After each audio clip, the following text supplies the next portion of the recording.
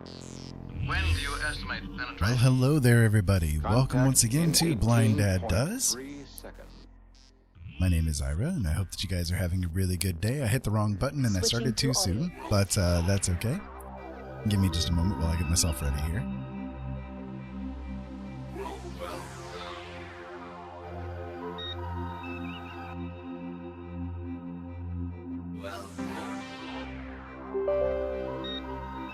It's been one of those days. Give me just a moment.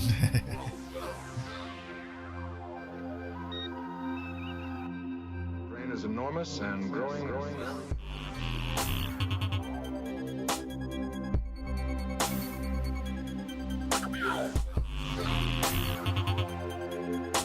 I'll be deleting that bot too.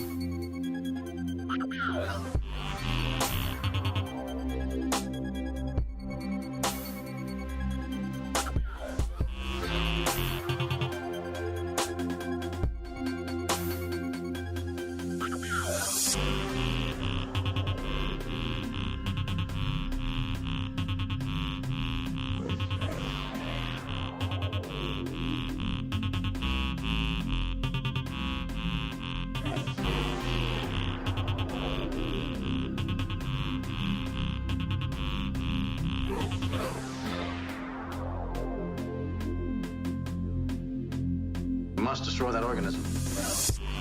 There we go. Well, hello everybody. Welcome.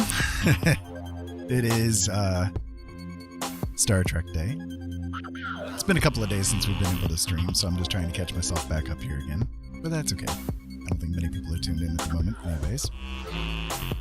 While I get myself organized and arranged. It happens. Changes indicate the organism has stored sufficient energy for reproductive process to commence.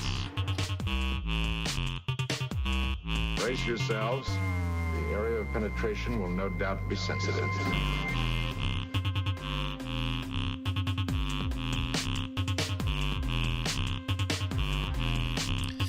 All right, so I think I'm all set, maybe. Brain is enormous and growing. Getting there anyway. But anyways, hello everybody, and I hope that everything is going really well with you guys. I have not been able to get on for a couple of days, but I have missed you guys very much. We had some personal issues going on and some family stuff that we needed to take care of, and that's okay. That happens, you know. Just wasn't able to get on from about Saturday forward, so it's been quite a number of days.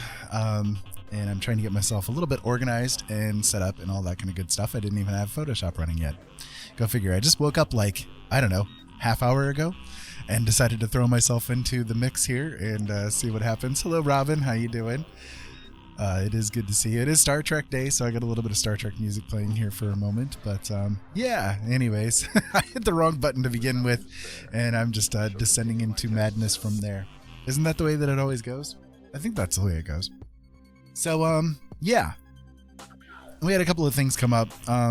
Basically, I know that they're open about their mental health issues. So, basically, our kiddo Ollie B, had a med change last week, and the med change hit them really hard.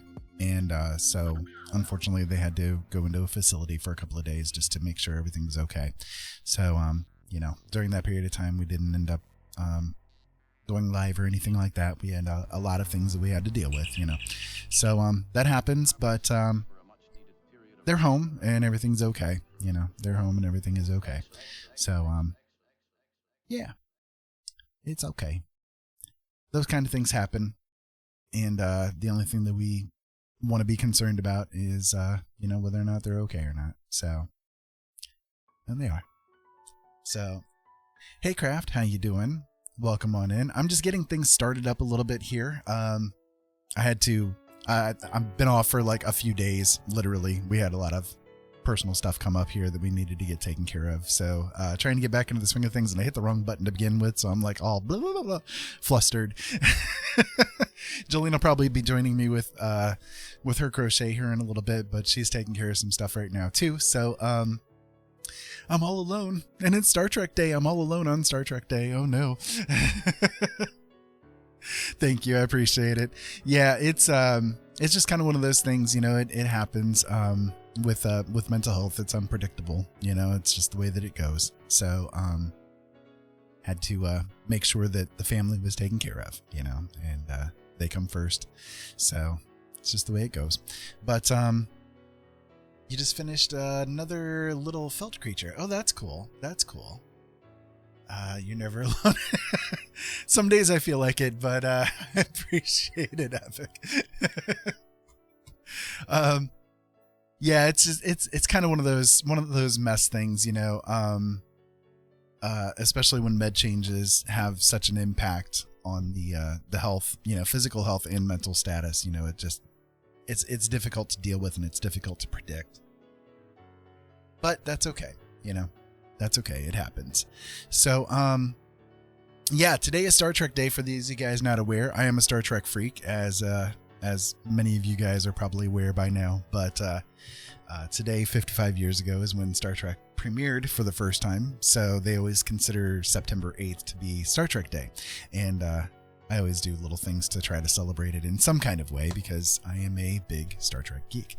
So just the way it goes. So getting myself prepped here, I had to pull my tablet out and all that kind of good stuff. So hopefully it still works. I haven't even tested. Yep. Okay. I didn't even test it for a few days there. My favorite captain. So I would say actually my favorite captain would be Sisko. Deep Space Nine is my favorite series overall. I like what they did with it, and I like the grittiness of it in a lot of ways. But Sisko was probably to me the most, how can I put this? The most, I guess, real captain for me, because like there were a lot of things that he had to deal with, you know, and the way that he did it with like the humanness of it really resonated well with me when the series was going on. Picard was really good. Don't get me wrong. Picard was really good, especially once they got into season 4 in the Best of Both Worlds with, you know, him turning into the cutest and that kind of thing. They kind of brought that tone into him as well. But, it was before that, you know, it was more, I don't want to say generic or something like that, because he was a good captain, don't get me wrong. But, the fact that his leadership was very like stoic and strict kind of a thing. I didn't resonate as well with. Don't get me wrong, love the series, right? But for me, again, Sisko probably had the most humanity to him overall from like the get-go forward, you know. So hey Lillian, how you doing? Welcome on in. Glad to have you. I'm just getting started. It's been a few days since I've been able to get on. And I'm glad to be back. I haven't been able to get on since like Saturday. So it's been a bit of a mess around the house. But we're back. Most of the reason, honestly, is just because my sleep schedule has been so thrown off over the past few days that like I've been kind of like doing the thing of sleeping an hour and then waking up, being awake for a couple hours, sleeping for an hour, maybe two, being awake for a couple hours. You know, it's like stop and go kind of a thing. So it's like I've been getting enough sleep, quote unquote, but it's been so broken up that it's pretty much been useless. So it's like I'll wake up and just feel like I'm dead for the next like 5 hours, and it's like I just don't have the energy to get on here and be with people, you know. So as much as I wanted to, by the time that I felt energetic enough to, it was like, you know, 6 a.m. for us, you know, and that kind of thing. And it's like nah, because then by the time I'd get on, well, then I'd feel tired after the 4 hours that I'm usually on. So your dad was a Kirk man. He instilled it in me. Gotcha. Well, you know, I come from the generation where the next generation was the big thing, right? I wasn't around during the original series run. I was born in 1971, so I was born, you know, after the original series. I did see some Star Trek when I was a kid, you know, just kind of floating around on the networks. what few we had back in those days. But for me, I didn't really understand Star Trek or get into it until The Next Generation came around. And by the time that it came around, I was already hitting my early teenage years. So for me, like growing up with Star Trek The Next Generation was what really introduced me to it, and I fell in love with it right away. Like it was kind of one of those things where I felt like the moment was right for me to like have the most enjoyment out of it. You know what I mean? Had it been, a couple of years earlier, well, then I probably wouldn't have, because I don't think that I would have understood like the implications of science fiction in the way that I grew into, if that makes sense. So, hello, Ollie. Hello, Ollie. How you doing? I think my favorite Star Trek captain was Picard, then Sisko, then Kirk. Janeway had me screaming at her most days. Sisko lost me when they made him start a poorly directed spiritual journey. Yeah, I will admit there were some things with like the Deep Space Nine that I didn't get along with, but it is my favorite series overall. I think mostly because of the way that they like, okay, character arc building wise, I think Deep Space Nine had the better opportunity than the other series before it had, because it was so focused on this is the singular location that we'll be at, primarily. So instead of focusing on us visiting other alien races and interacting with these other people and so on and so forth, we're going to focus on, our own innards kind of a thing. So there was much more of an ability to let them have like a lot of growth over time.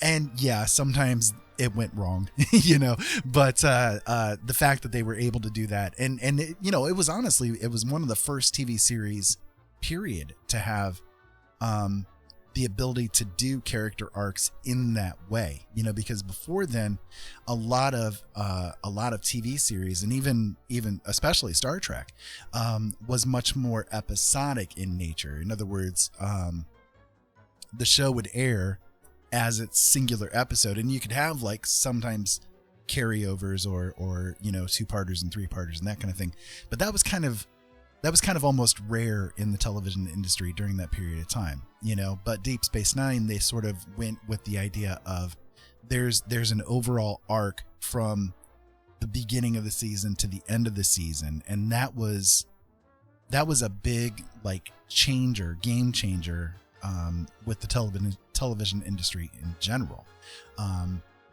And Star Trek Deep Space Nine, by the way, was also the first television show to show a female to female kiss on the air too, by the way. So, okay, I got to catch up with chat. Sorry.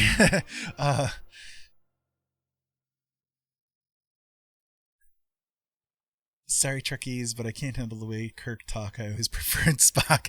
I liked Spock a lot too. Now, Kirk as a person, as a captain, and so on and so forth, I didn't get along with him as well. He's definitely not my favorite captain. It's an okay show. Don't get me wrong. It's an okay show, right? But it's not my favorite. Star Trek, the original series, is not my favorite. And again, that's probably because I grew up specifically with Star Trek, The Next Generation, primarily, So going back to the cheesiness of it a little bit, it does have a little bit of a taint. Comparing captains, not favorite characters. Right. Then it quickly becomes a laundry list of people that I love. Yeah, I like the way that they did a lot of the characterizations in Star Trek in general was really good. But like I said, Deep Space Nine was where they really kicked into gear this idea of let's get to know the intimacies of the characters much more. And so they even got a chance to do that a lot with Voyager, because Deep Space Nine had already kind of like opened up that doorway, So You're aware of that. Just always wished Spock was the captain was my point. Yeah. I'm a Kirk lover who shined because of his crew, but his pomposity and swag spoke to me even as a kid. I like that. Hey, Zoltana, welcome on in. How you doing? Haven't gotten started on any art yet. We're just kind of getting the ball rolling here tonight, but today is Star Trek Day, so we're having a bit of Star Trek conversation, just enjoying being together here in this moment. And it's been a couple of days since I've been able to get on and stream for you guys.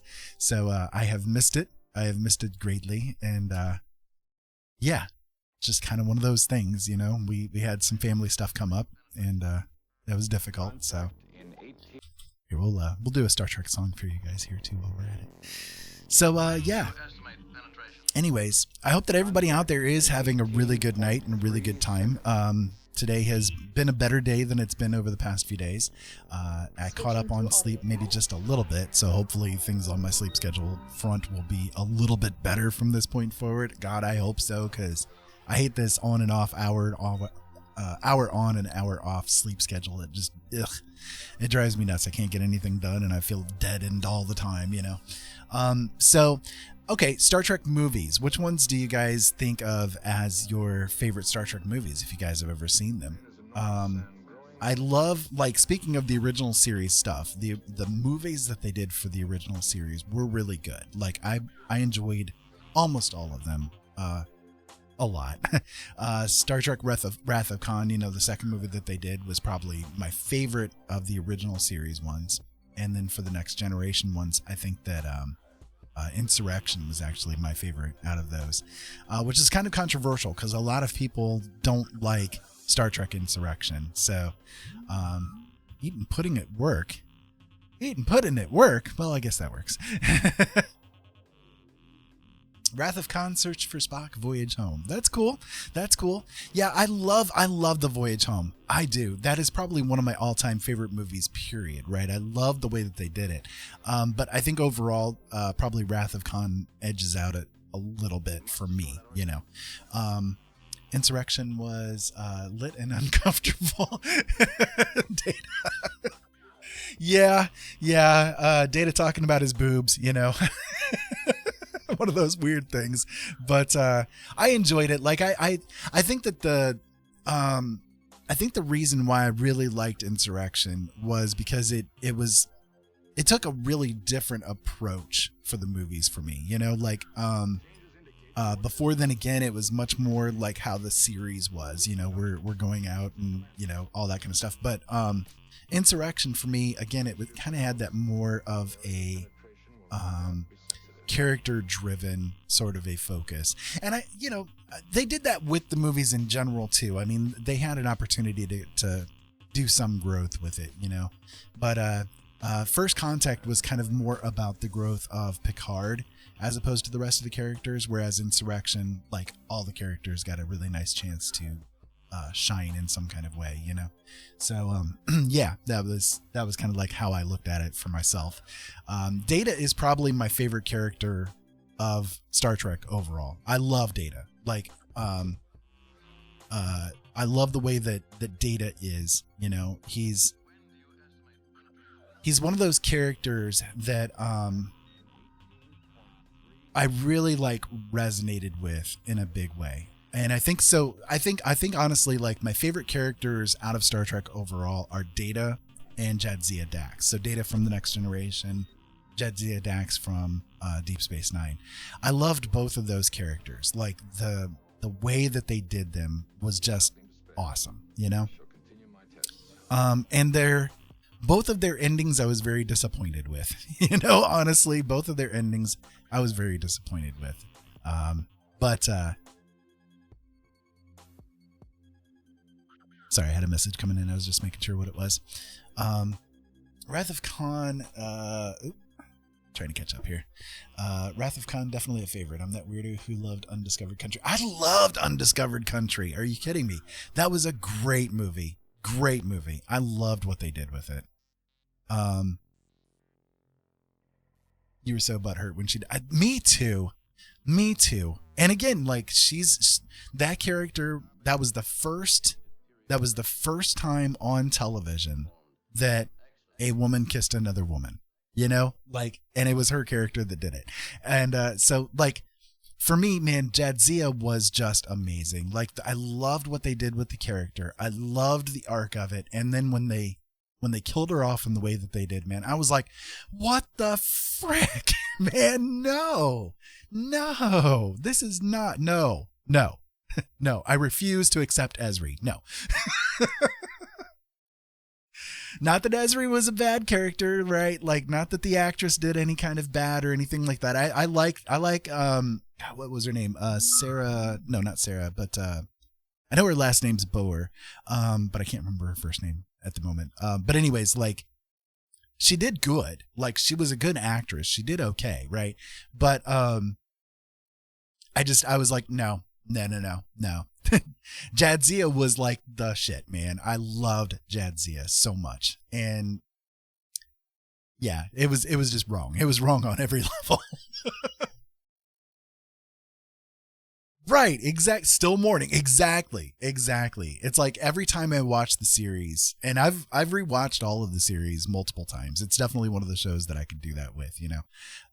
But every time that I watch the series, it's like I'm always hesitant. Do I skip this episode, or do I just move on? You know, I always watch it, and it always hits me right in the feels. You know, it's just I have no chance. It hits me right in the feels. So, yeah. Yep. It's kind of one of those things. And I guess it's a testament to like how good they did with that character, that even after seeing the show as many times as I have, to have that character's death have that much of an impact on me even still is, I think, a really good testament to how good the show was. And the way that they were doing it, you know, there's not a lot of shows that are out there that I could say did things that well, you know. So, hi Liam, how you doing today? We're talking Star Trek. I don't know how much of Star Trek you may or may not have seen, but we are talking Star Trek right now. So,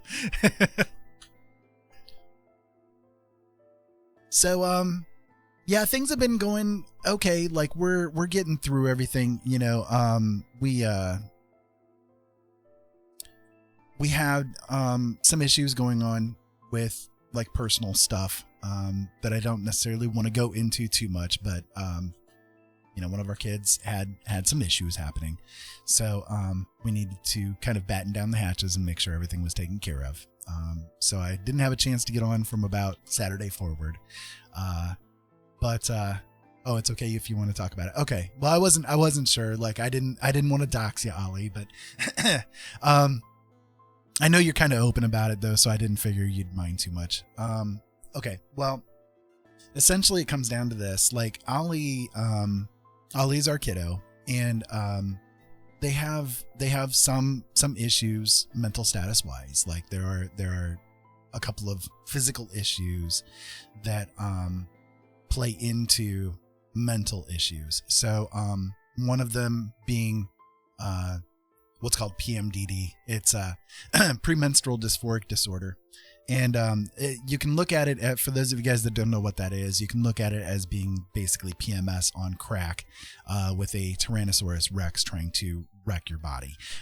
That's kind of the best way that it could be described. It's like, it's nasty. It is very, very nasty. So Ollie has, for a number of years now, whenever one of their cycles ends up hitting, the mental status like goes right into depression, right into like heavy anxiety, and dissociations. So during the dissociations, there are issues of, I guess, like impulse control is the best way that I can put it. So at one, like to give an example, during the period when one of these was happening, I saw them everything was fine. Everything was really good. You know, they were laughing, carrying on. Everything was like felt really good. Right. And they've always been like 100% open and honest with their mom and me. So I trusted, you know, what was being said.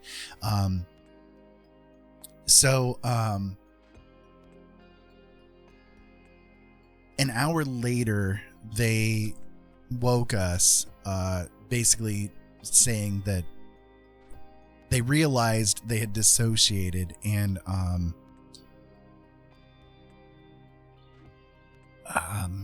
basically took a bunch of pills.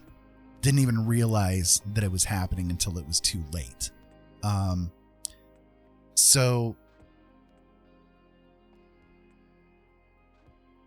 we had to go through the process of, you know, going and getting the stomach taken care of and the charcoal and the emergency room and so on and so forth. And had to put them in a facility, you know, for a couple of days to kind of get things. Popping and giving some more love.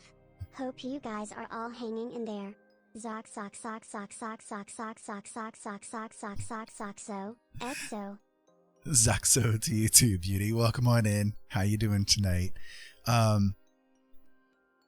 So that was kind of one of the first really major experiences with the dissociation and the impulse control stuff. And so another time, just again, for example's sake of how bad things can get with it, they kicked the window out in their bedroom, slid out the window and started walking down the road. Middle of wintertime. It was the middle of January. It was like 10 degrees outside.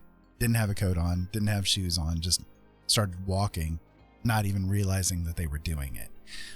Thankfully, they walked to a friend's house, like one of our family friends, which was a few blocks away, and kind of like showed up at their door, you know, disheveled, no shoes, no coat, no nothing, you know.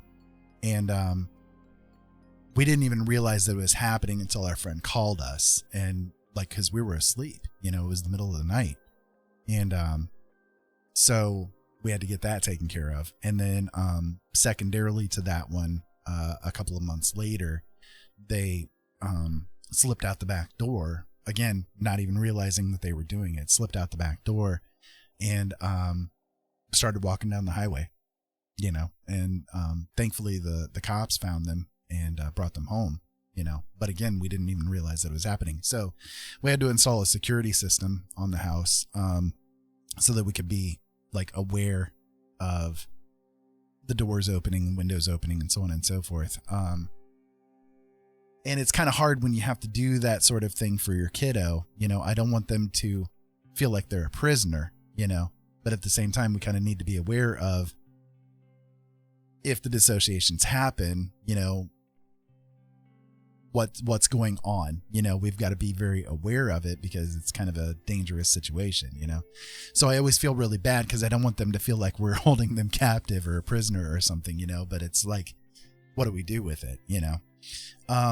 So thankfully things have not been like that bad since the medications have been like put into place. One particular medication that's been really helpful has been birth control, because again, the primary driving force behind all of this, I mean, they've been diagnosed with schizoaffective disorder, but the primary driving force behind the schizoaffective disorder has been these incidents with the period time, because it, like that hormonal kick in the ass, is so overwhelming that it causes the mental stability to break down, you know. The doctors at the hospital always have such a hard time believing I have schizoaffective. Right, exactly. And it makes no sense because you've got every cue of it, you know. And I mean, some doctors don't even acknowledge its existence too, you know, just like with DID. Some doctors don't even acknowledge the existence of DID, and yet you can see that people have it, you know. It's like it doesn't make any sense. But Hey Hoss, how you doing tonight? Welcome on in. It's the real Hoss.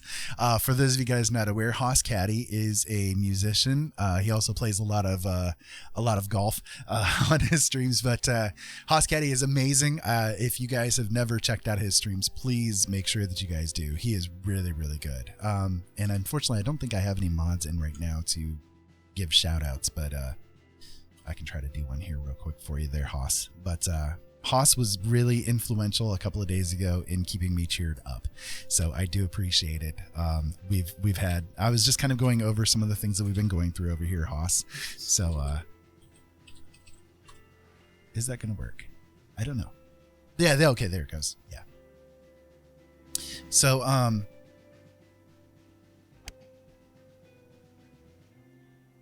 was at the hospital. Wow. Look at that shit. Yeah. That is gorgeous. Gorgeous. Nice shot. Boy. I would put church way over here, and I would put state way the fuck over here. And if you're going to spread out your marriage so that it contacts both of those realms, like, you are not mentally in the right mind to be married in the first place. But, oh man, like if you're getting married because you think that's what God wants, like you're a fuck. that was a good point to cut that one off. That's hilarious. So yeah, we're just kind of like discussing to catch up for those of you guys just tuning in. I haven't been able to get on in a few days because we've been dealing with some family stuff that has been going on, including, you know, that is regarding our kiddo, Ollie B, who's here in the chat room. Right, Lillian. So basically, like, to catch up a little bit, Sunday night at about 11 o'clock, Ollie B came to us, and we knew things were going on, you know, that the depressions were kicking in, the anxieties were kicking in, and so on and so forth. Because, again, thankfully, Ollie B has always been 100% open and honest with us about the things that they're going through, you know, and I am very, very grateful as a parent that our kid trusts us enough to talk to us about everything that's going on in their lives. Like, nothing is hidden, right? So, they came to us and told us that they realized that they had dissociated, and while dissociating, they were counting pills. So we had a very long conversation with them about the situation. And with me being blind, arthritis, fibromyalgia, her mom having all of the heart issues and everything, her brother having, you know, he's severely autistic. My mom lives with us too, and she's in the throes of dementia. You know, it's like, okay, do you think that you can handle knowing that you've got a med change going on, and knowing, like, if this is already one day into the med change and you're having this happen, do you think that you're going to be able to cope for the next couple of days if these storms happen, you know, and you have these impulses? And they admitted, no, probably not, you know. So after a big discussion, we decided that well, we didn't decide, like, okay, Ollie is 17, okay, and by this point in their life, like, we are allowing them to make whatever decisions about their body and mind that they want to make, because look, you're an adult at this point, you know, you've got to have some, like,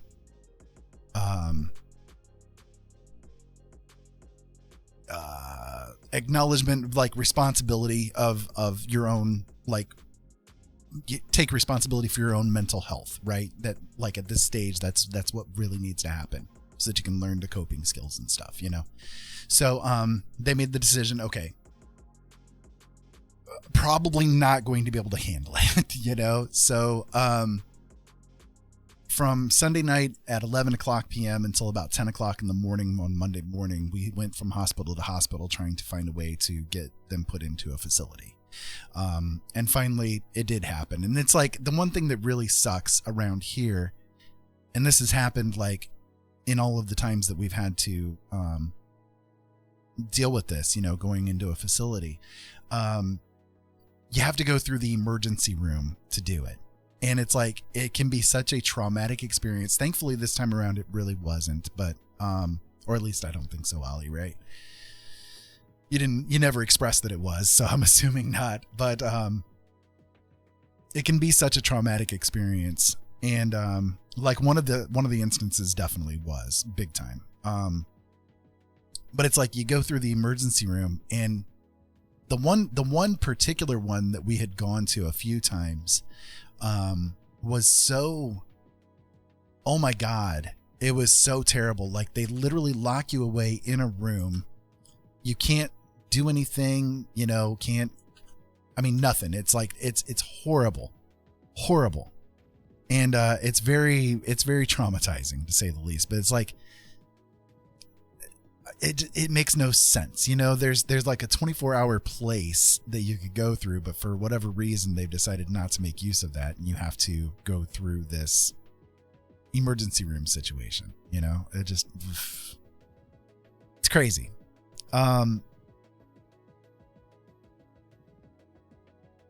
For some reason, my little window here is not working correctly. Right. Our ERs are not right. Exactly. They're there for, like, yes, if you're in a situation where you've taken a bunch of pills or you've cut yourself or whatever, they can handle that. Right. But they're not trained to handle like mental health breaks happen or psychotic breaks and all that kind of stuff that are happening at that moment in time. They don't have a clue. So the only thing that they can do is lock you into a room, you know? So it's like there was once we went in, and there was somebody that was just like raging. Stuff was being thrown, slammed into the walls and everything. And poor Ollie was sitting there at, what was you, 14 years old at that point, right? So like 14 years old, having this like already traumatizing experience going on, and then throw that on top of it. You know, it's like, holy crap, you know, this was horrible. Right. That's it. Exactly. They use the same protocol as prisoners from a jail. Yeah, exactly. And that is not the way to go into this situation. You know, it's like, so we've always tried to do what we can to like make it as much of a positive experience. Cause if you can go into the facility with a positive experience or a positive mindset, then the likelihood of you getting through it relatively unscathed is going to be higher. You know what I mean? Because you're already like feeling okay about being there, you know? But then when you walk into it with this like traumatic experience happening, like that makes the whole thing, you know, completely screwed up.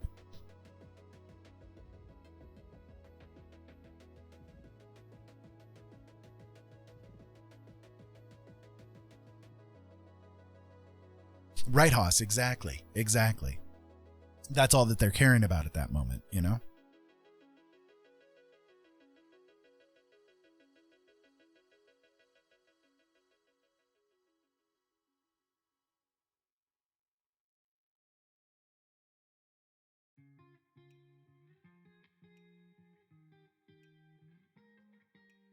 Right, exactly, Robin. And you're there voluntarily, you know? You're there voluntarily to get help, you know? So why make this into more than what it should be, you know? Now, thankfully, another couple of the hospitals that are around have been better overall, you know, but not by much. Not by much, to be honest with you. It's barely, you know. So that's what's been happening this past week. You know, we've been in this situation where things have been really rough with Ollie, and at this point, They're feeling a lot better, thankfully. I got to tell you about this too. So, there's only one facility that accepts adolescent patients, psych ward wise. Right. Exactly, Ollie. So it's like we're stuck with this one place, right? And there's nowhere else that we can go that's around here. And it gets very crowded because there are just so many people that need help, you know? And it's like the next nearest to us is like 2.5 hours away, you know? We can't do that, you know?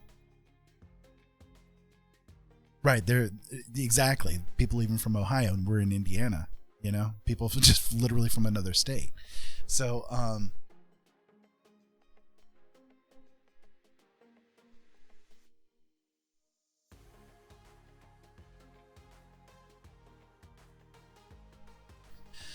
one of the things that's happened with Ollie, you know, and again, like they're on a lot of different meds for the issues that they have. And one of the meds is birth control. Now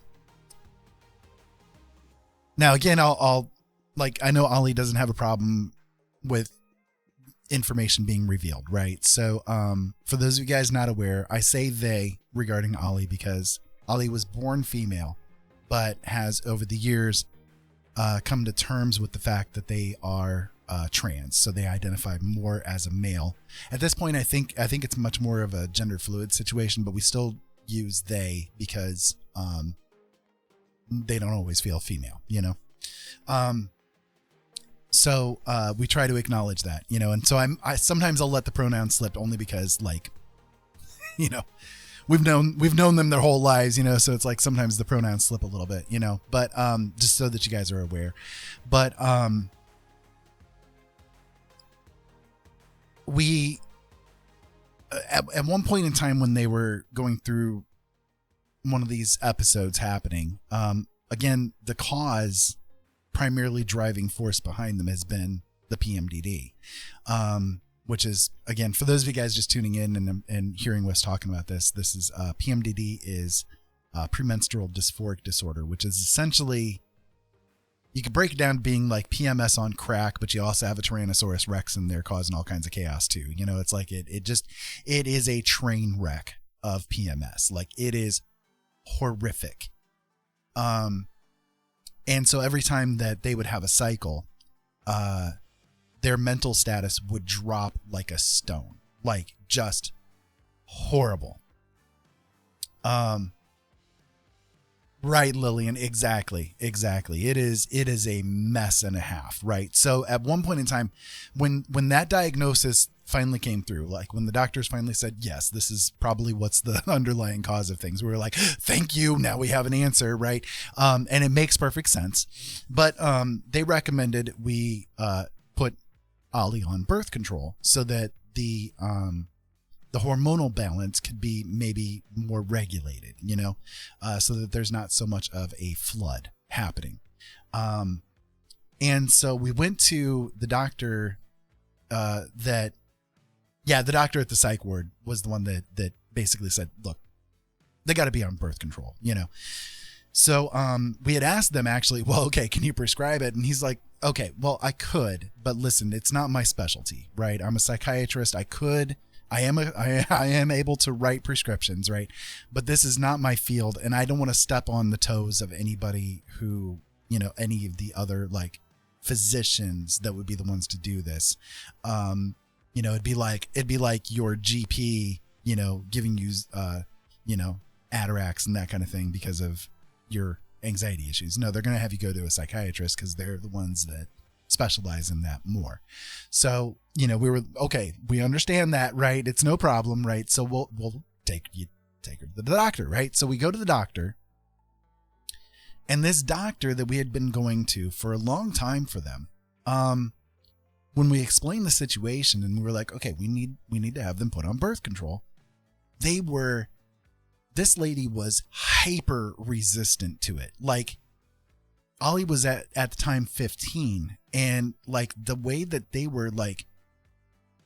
this doctor was putting it forward was that the only reason why we wanted to have her put on birth control was so that they could go out and like boink anybody that they wanted to boink. You know what I mean? And it's like, dude, they're with us 24/7, homeschooled. They barely walk outside because they can't handle being around other people very much. The last thing that's on their mind right now in this cycle of horrific depression, just getting out of the facility and you know, suicide attempt and everything, the last thing on their mind is that they want to go out and go boink some guy. You know what I mean? Like, that is not the purpose for this dude.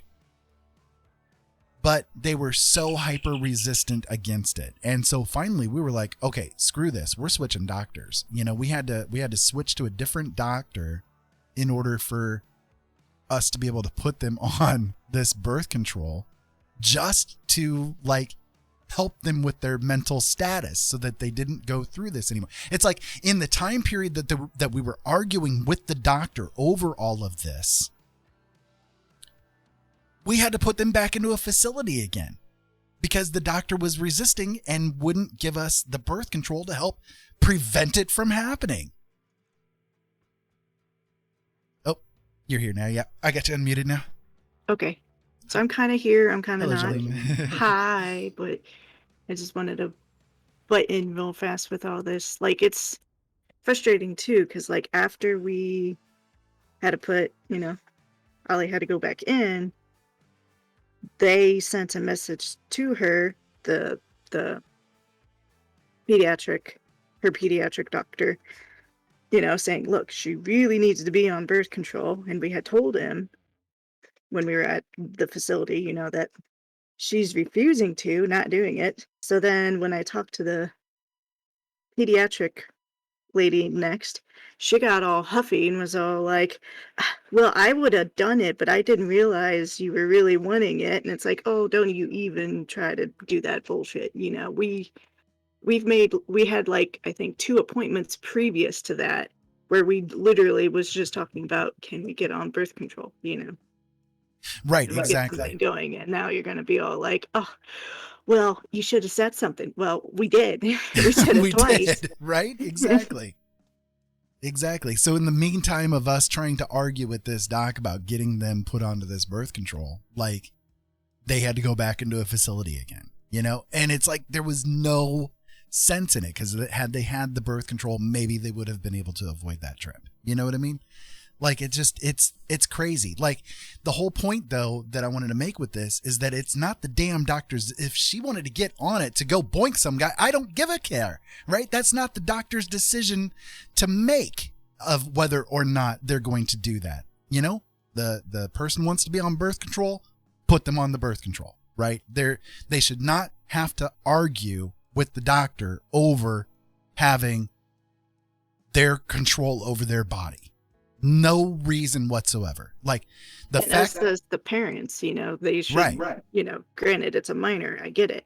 I get your hesitation, but we are the parents and we should be the ones to be the final say of, yes, we feel this is an okay decision, or no, you're right, this is not. You know, after you explain your concern with us, if we still feel like we can go this route, then no offense, get out of the way. Let us go this route, you know? I Right.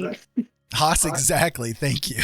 Went for help, not a morality lesson about what she thinks is right or wrong. Exactly. It was ridiculous. So in the meantime of us like having to put her into the facility, again, pronoun slipping because we're talking about the female issues with it. You know what I mean? well, not only that, we're also talking about her pediatric doctor, which was a female. So Right. lots of Pronoun slippage. Sorry.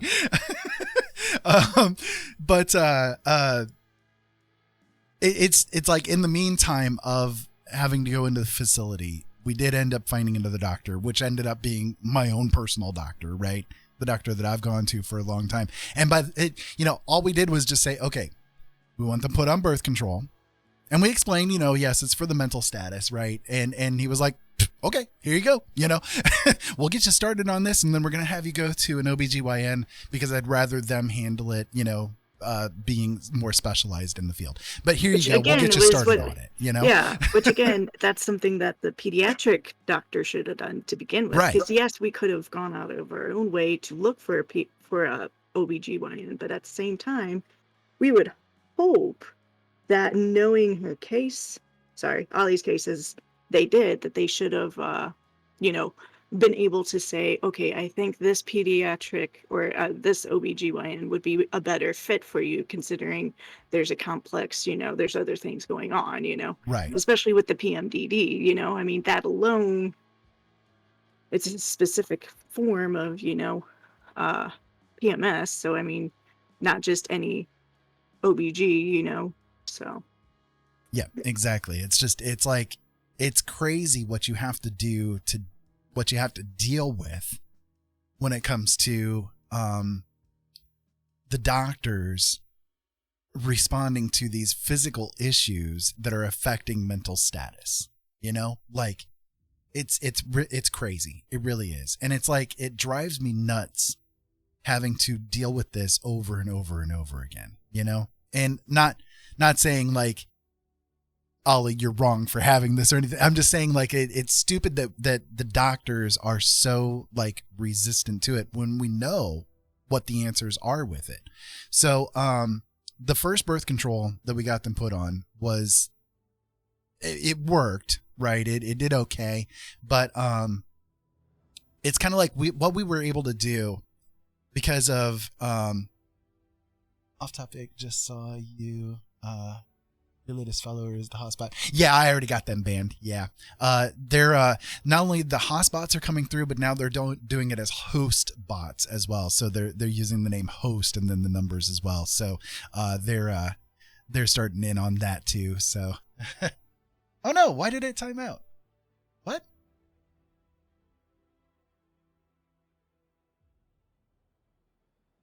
Wait. Host, don't go away. What happened there? Oh, Ollie, that one's an okay. Yeah. Hoss Caddy's good. Hoss Caddy's good. He's wrong. Stay here. Stay Hoss. Hold on. That was Ollie's fault. It's okay. I'll get it handled. Okay, yeah, you got him unbanned. There we go. Ollie's like, I'm pulling the trigger.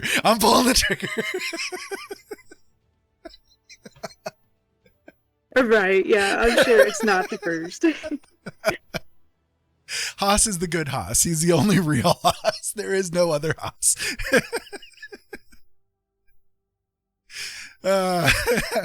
That's okay. One stream that I went to, it was Who is Marcus? Peter. He's a really great guy. Poor Haas, we love you. Oli apologizes. Yeah. I was in his stream last week, and somebody had come in and like dropped a one of those bad links and everything. And the way he's got his set up is that he can do like exclamation point ban, and it'll ban whoever like did the last message, right?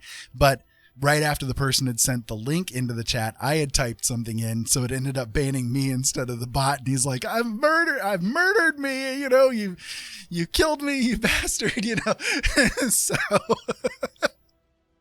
hey Viz, how you doing? Come on in. We're having a big conversation about mental health and all kinds of stuff. We've been going through some mental health trauma over the past week, and so just kind of going through what's been going on and kind of lamenting about the status of the mental health industry today. It's horrible. It really is. So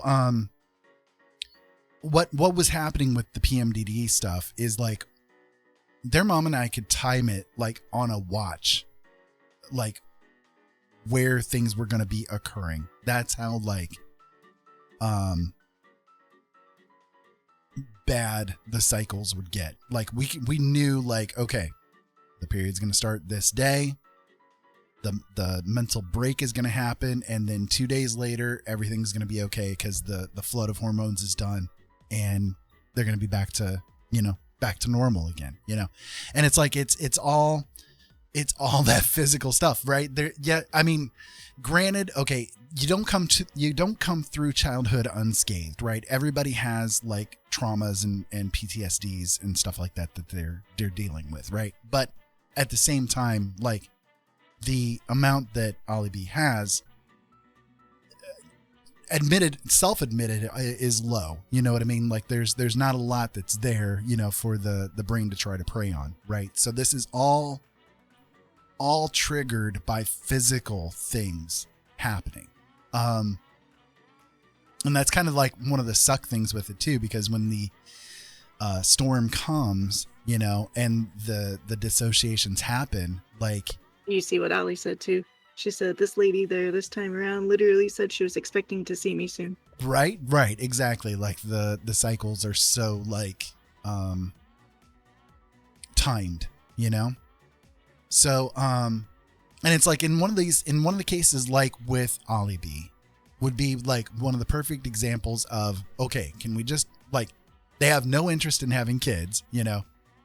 Can we maybe like look into having just like the uterus taken out or something, right? Because that the only thing it's doing is in there causing problems, you know, like the only thing it's doing in there is ruining my life, you know? And it's frustrating So- that sort of thing is so difficult for a woman to do, because it's like there's so many, you know, we live in a day and age where there's literally more than one alternative for if you do that and turn around and decide you still want a kid, you know? right, Hoss, yeah. It does seem like that. I've known, it is, I can say that I am very grateful that I am a guy just for the reason of not having to deal with all the female problems that come up. Like you females, I'm telling you, I feel so bad for you because of all of the different issues that end up occurring. I have known a lot of ladies over the years that have had one problem after another because of the things that their uterus does. Like, I mean, it's like I'm endometriosis going through and, issues right now with mine. yeah. Since my surgery. Yeah. It's like I have an IUD, which was supposed to help slow it down, which it did eventually. And for whatever reason, here I am like 9 months out of surgery. And suddenly it's almost as if I don't have the IUD anymore, even though because I started having issues, I went to the doctor, well, OBG, a few weeks ago, and she's like, yeah, no, the placement, it's still there. Okay, but I am bleeding so heavy again, as if I didn't have it. So it's like, does this mean if I didn't have it in, I'd be like needing a blood transfusion every time? Because this is as heavy as I used to be beforehand, and this IUD was supposed to help it so that I didn't bleed so much. And I don't know what to think of the situation. The dangerous part is the blood thinners part, you know?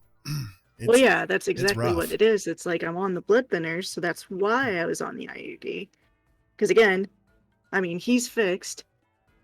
And so it's like, we're not wanting a baby. I mean, feel free to take my uterus out, you know? I mean, I don't care as far as that goes, but it's like...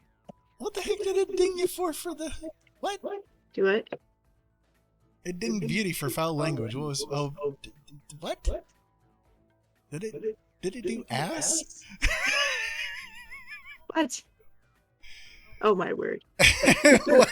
Okay, so I know Twitch has been working some stuff for the hate raid stuff, and it's like I wonder if they're like really well. You're a mod, so it's probably going to go through there, Ollie. But I what the hell is going on here? What the hell? Okay, keep talking. I'm going to see if I can take care of this. So yeah, it's a crazy situation. And it's frustrating that, you know, again, you know, us women have so much issues when it comes to, you know, wanting to get a hysterectomy done. You know, there's partial hysterectomies. I mean, there's ways they can do it and you still keep your hormones going. And then again, if you change your mind and decide you do want a baby, I mean, there's surrogacy, there's so many other things, you know. It's not like, you know, you get rid of your uterus and that's it. There's no chance you'll ever have a baby, you know. You won't have a baby, but that doesn't mean you still won't have a baby of your own, you know. You just won't carry it, you know. It's just like, you know, I consider those three-letter words, I tell you. Right? I don't know. I don't know if it's something with I don't know if they're like changing something or whatever, but it's like I haven't done anything to change any settings, and suddenly 3 days after I have like the last time streamed, this is coming up, you know? I don't know. I'm trying to find where it's at. I'll get to it. Sorry, go ahead. So yeah, long story short, if you have female issues, it kind of sucks to get it corrected, you know? And it shouldn't be this difficult, you know? It shouldn't be this much of a fight just to get it corrected, you know? There we go. Okay, Beauty, can you say ass again for me?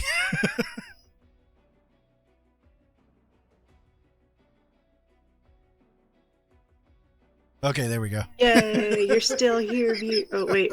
Uh-oh. Oh no, did it? Oh my goodness. What the hell?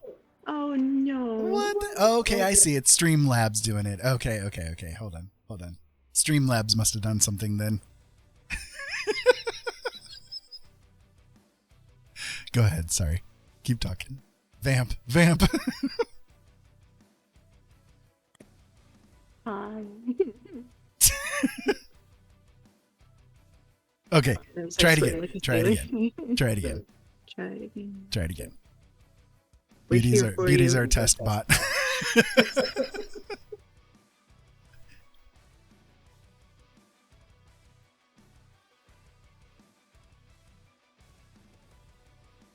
There we go. Okay, good. So that took far care of it. it's working. Okay, there we go. There we go. All right. It's taken care of now. So what it is probably is that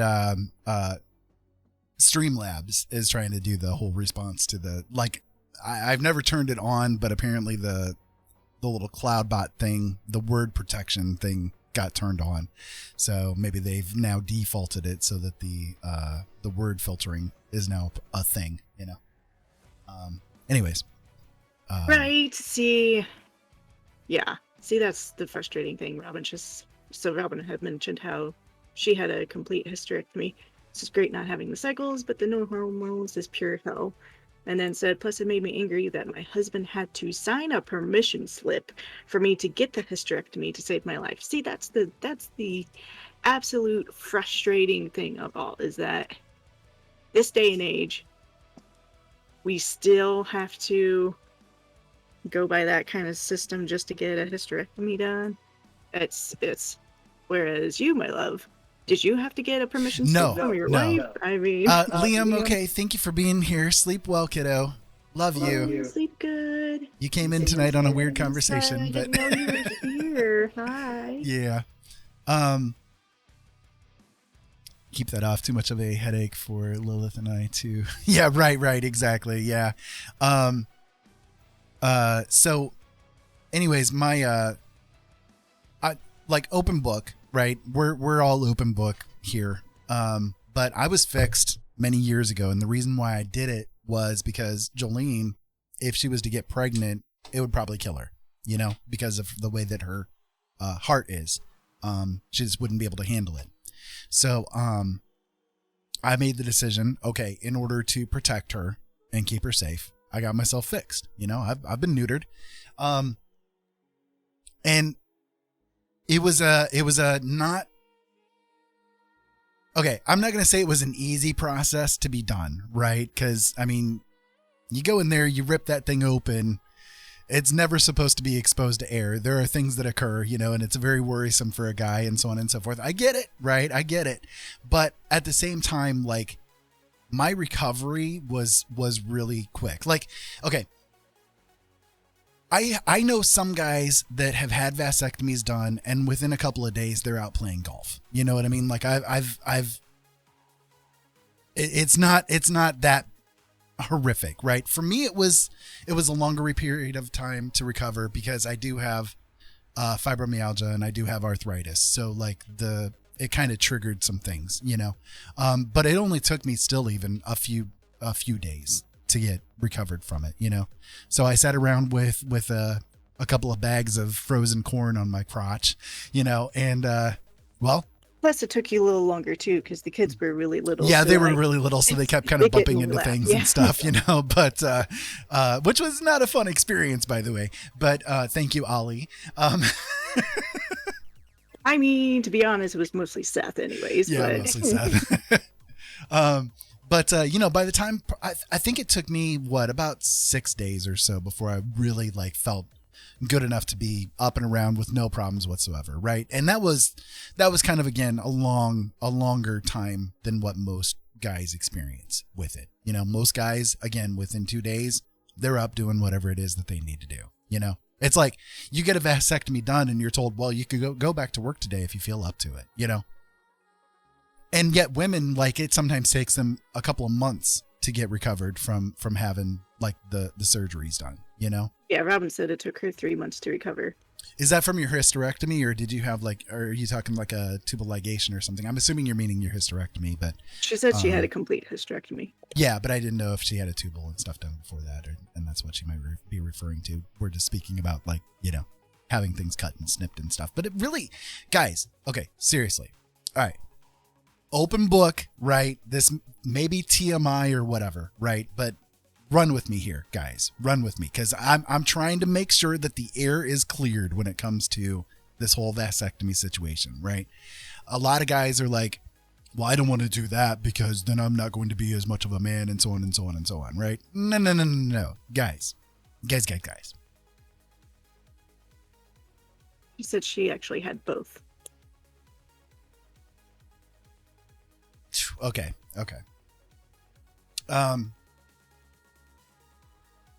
I'm going to be blatantly like, okay, TMI, if y'all don't want to hear this or whatever, right? Close your ears, Ollie. Look, before I had the vasectomy done, every time that I would get together with somebody, I'd always have that concern in the back of the mind. Oh, great. Is she pregnant now? You know, because I'm sorry, I'm fertile myrtle. Right. But, afterwards, like, it's like 1 of 13 kids. Yeah. Yeah. Afterwards, it's like, I've got zero concerns. Like, that is no longer a part of my mentality. Right. And it's like, I feel so free now that I never have to worry about that again. Right. So it's like, dude, seriously, like, the amount of like extra pleasure you get out of it because you don't have to worry about things, like, it's there, right? And it has not affected my testosterone levels, my hormone levels, nothing. Like, it's done nothing to any of that. There is literally no reason not to do it. And for us guys, it is easily reversible as well. Like, so if you do want to have kids later, it is very possible to do so. You know, there is no reason not to do it. Help your lady out. Okay. If you don't want to have her pregnant, birth control is a rough situation. It is. It's a rough situation. And getting the tubes tied, that's still a risk. I mean, look at Jolene. She's here after a tubal ligation, right? Her mom had her tubes tied, and Yeah, whoops. my mom had her tubes tied. That's one of the You things can come she back always now, talked Ollie, about. yes. Yeah, that's one of the things she always talked to me about. Is she's like, you know, you weren't planned, right? I had my tubes tied and you still came. She's like, you were not supposed to happen. Your brother was supposed to be the last kid I had. Oh, well, love you too.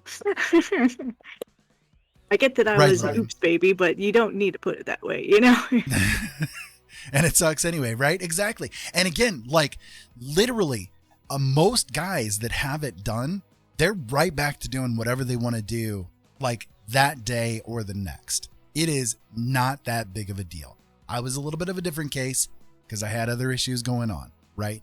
But that is not, like, I'm the exception, not the rule to it, right? Like, it's super easy to recover from for a guy. Like I said, a couple of bags of frozen corn and a little bit of vegetable soup later, and I was fine. You know what I mean? Like, it was not that big of a frickin' deal. And I didn't have to have my wife sign to have me have it happen either. Like, that's the stupid thing. Like, I walked in, I'm like, I want to get a vasectomy done. Oh, okay. Yeah, we can schedule it for you. Like, literally no issue getting it done. Literally no issue getting it done. It's like, I get it that it's, you know, a little riskier with women and whatnot. But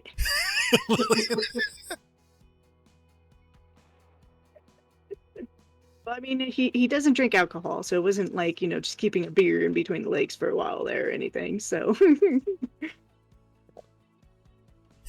Would a frozen bag of peas be better? Peas for his PP?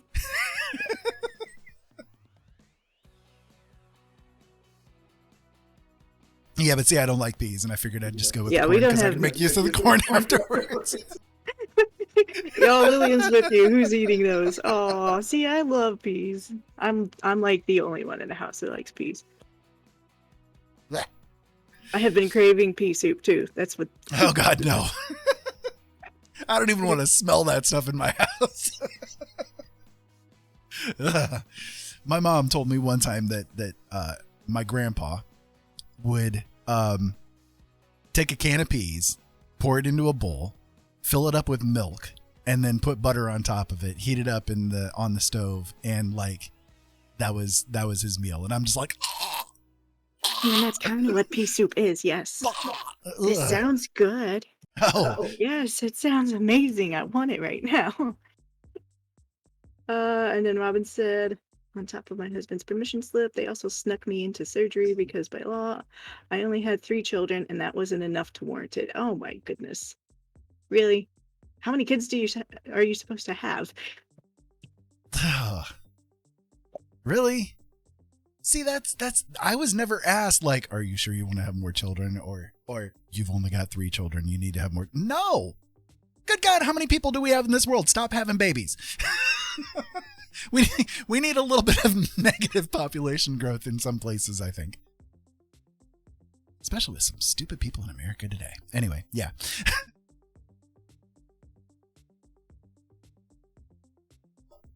So yeah, it's like, it's not that big of a deal, right? It really is not that big of a deal to get it done.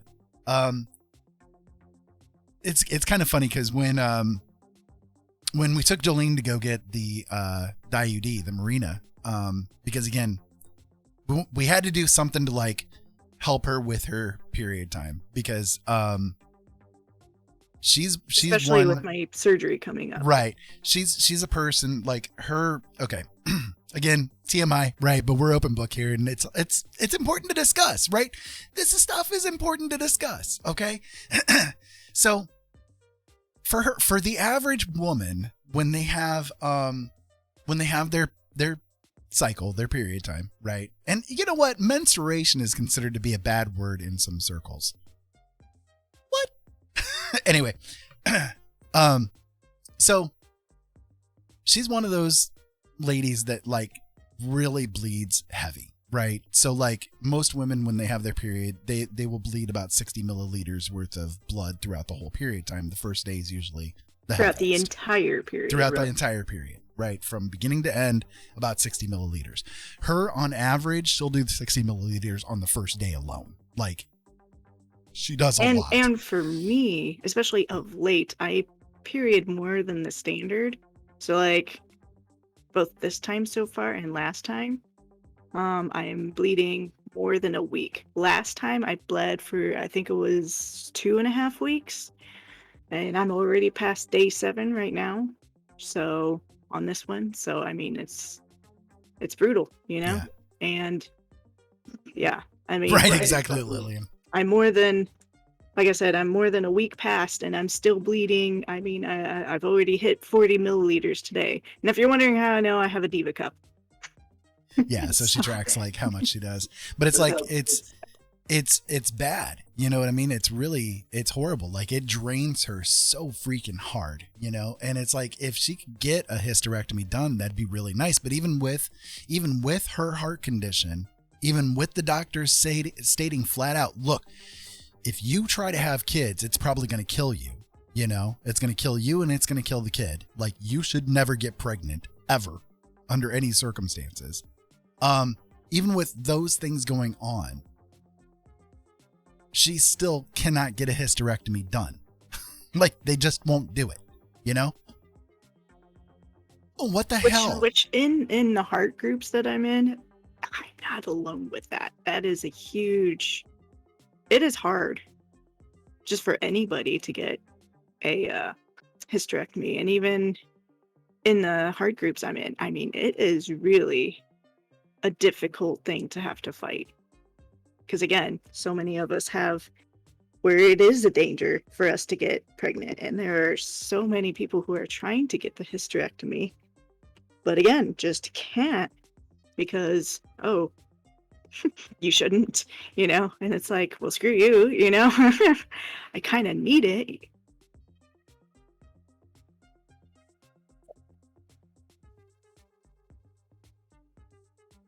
At 60? Yeah, see, exactly. Like, you're not going to have kids at 60, I mean, as a guy, you probably could, but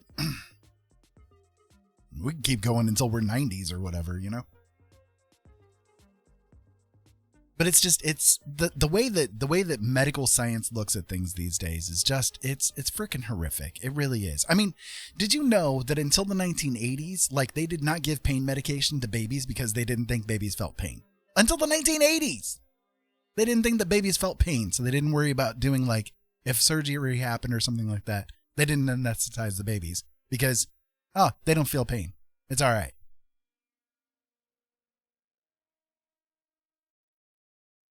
And that was until the 1980s. Like, what kind of medieval science are we dealing with all of this stuff,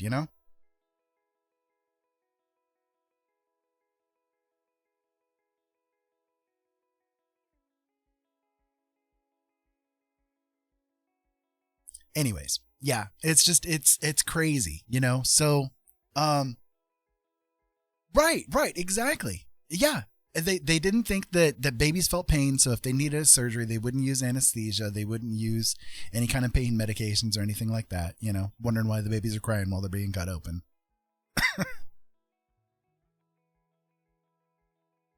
Right, they still treat animals feeling like that too. Yeah, exactly.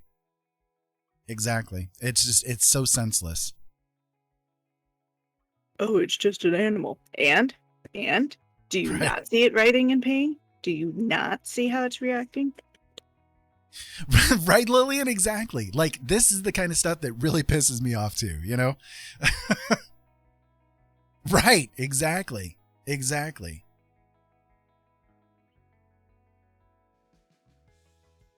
Yeah. Fur babies included. Yep. It's like, it's absolutely senseless,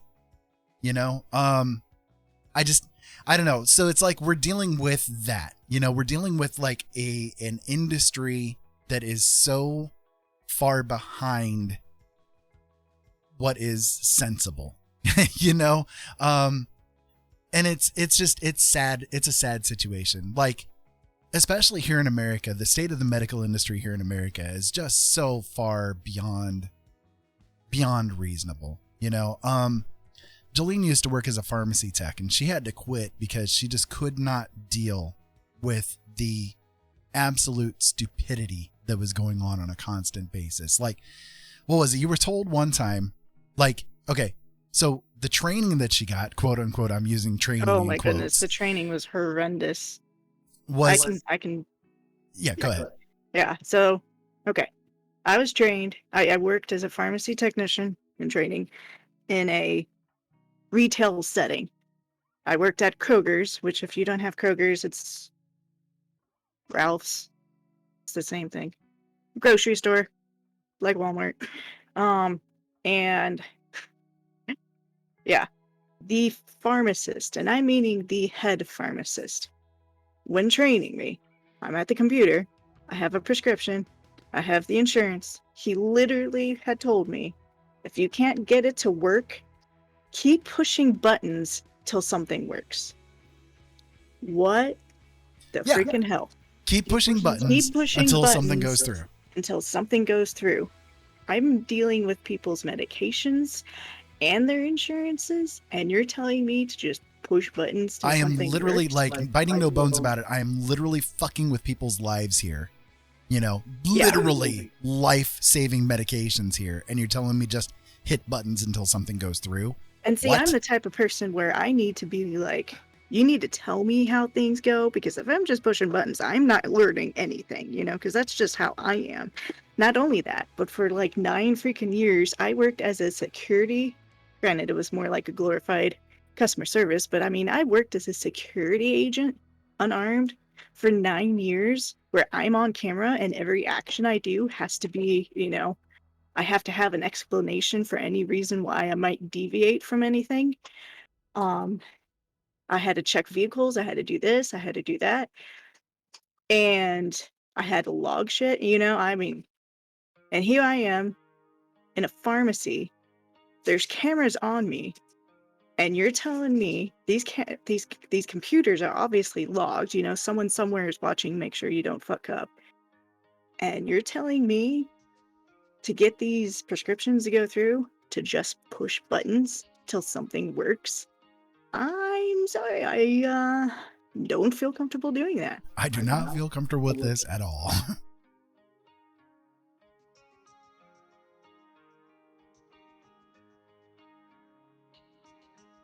I'm eating a piece of beef here real quick. Sorry. It's okay, I can keep going. So it's like that job, like I was hoping I could stick out long enough so that I could turn around and get into that I could work a whole year, because after I worked a whole year, I could get my certification, do the testing and get the certification to be a legit level, excuse me, I'm kind of hiccuping here, level 1 security, level 1 pharmacy tech, because I was in training when I got hired, because you don't have to go to college to become a pharmacy tech. They train you on the spot. Well, supposedly train. Anyways, I was hoping to get a year in so that I could just turn around and go to a hospital. Then I wouldn't have to worry about the insurance side, because there was someone who worked there who also worked at a hospital. And she was saying, yeah, when you work in a hospital setting, all you do is dispense. You don't do anything else. You don't deal with the patients. You don't deal with the insurance side. You just, this is what we fill, you fill it. You get things to put away, you put it away. You clean, I mean, it's, yeah. There was one guy that came in, and he got his insulin every week or every month, right? Got his insulin every month. Or was it every week? Every month. Every month. Okay. So every month they would come in, and pick up their insulin for the month, right? So, this time that he came in when Jolene was working, the insurance company, for whatever reason, decided to no longer pay for his insulin. So when he came in to pick it up, Jolene had to tell him, I'm sorry, but your insurance is no longer covering this, even though it had covered it every time before. Your insurance is no longer covering this, and if you want your insulin, you have to pay us $1,500. Yeah, and it's stupid with how expensive it is, because it's... Insulin is absolutely horrific when it comes to how much it costs. Like, it does not cost them very much at all to make insulin. Like, the cost is so low comparatively that they are making like thousands of percentage of profit. Yeah, $1,500 for his insulin for the month. Like, just, okay, yeah, sorry, your insurance is no longer covering this. You've now got to pull out of your ass somehow $1,500 so that you can continue living. That, I think that wasn't that basically what ended up breaking you, and you were just like, no, I can't do this anymore. I think it was that incident, wasn't it? I mean, there was a bunch of incidents. That's one of them. The other one is the whole, I worked there for a year. Here I was literally in the midst of training, or I'm sorry, doing the testing to see if I could get certified, right? Literally during this time period. And so I had worked there for a year. I had done both opening and closing shifts for a year. And here I am in the midst of this training.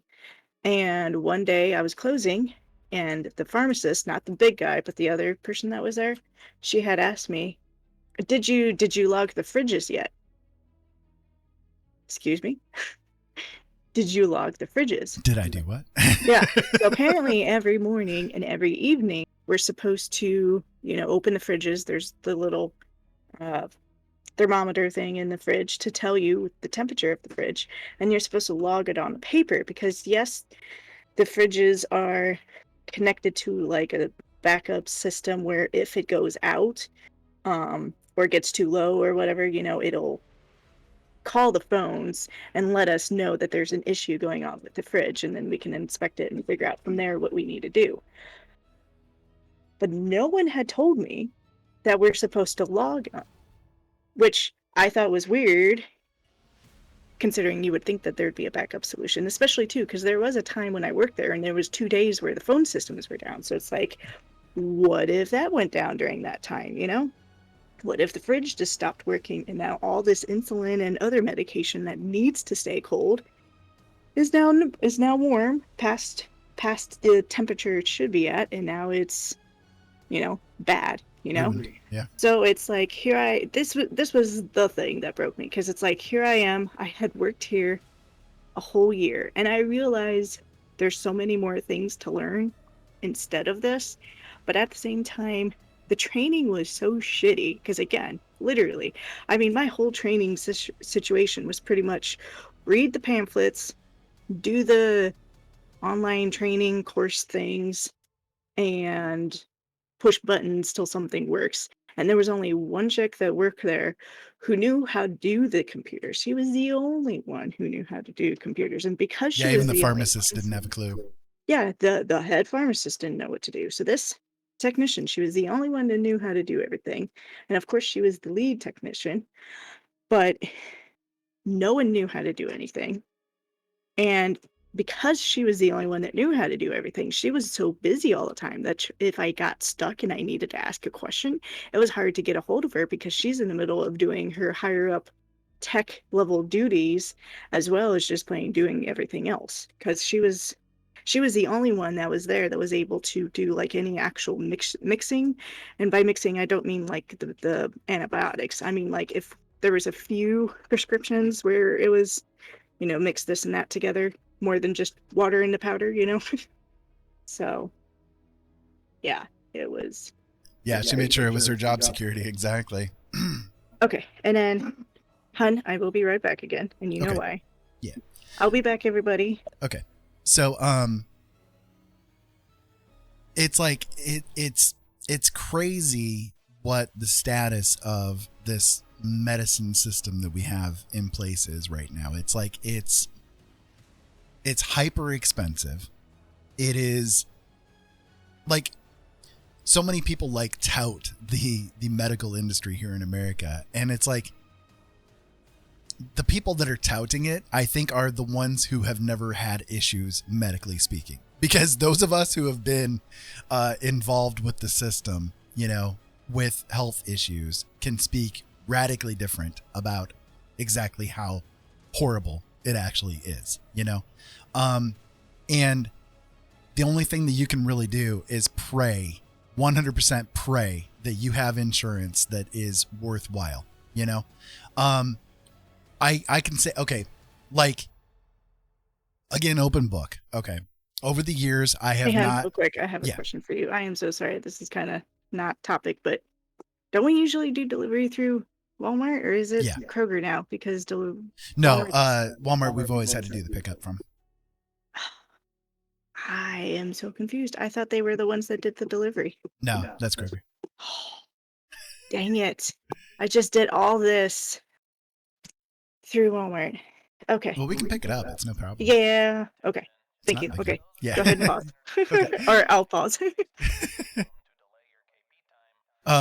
So anyways, like, again, open book. Over the years, I did not treat my teeth the best. Okay. And I come from a family that has really bad teeth. Like, just we're born with really bad teeth. I drank a lot of Mountain Dew in my younger years, and unfortunately, you know, it messed with the enamel on my teeth. So there have been a couple of times over the years where I have had to have a couple of teeth removed.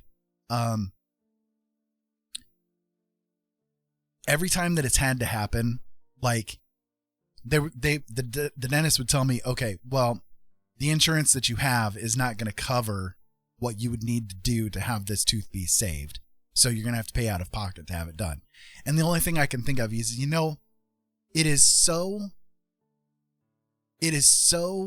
horrible that we live in a society where you are so poor that you have to lose body parts. You know, like, I know it's just a tooth, right? But at the same time, it's like, this is literally a part of my body. I am losing a body part because I cannot afford to keep it. You know, that's just, it sucks. You know, it's like one of the suckiest things.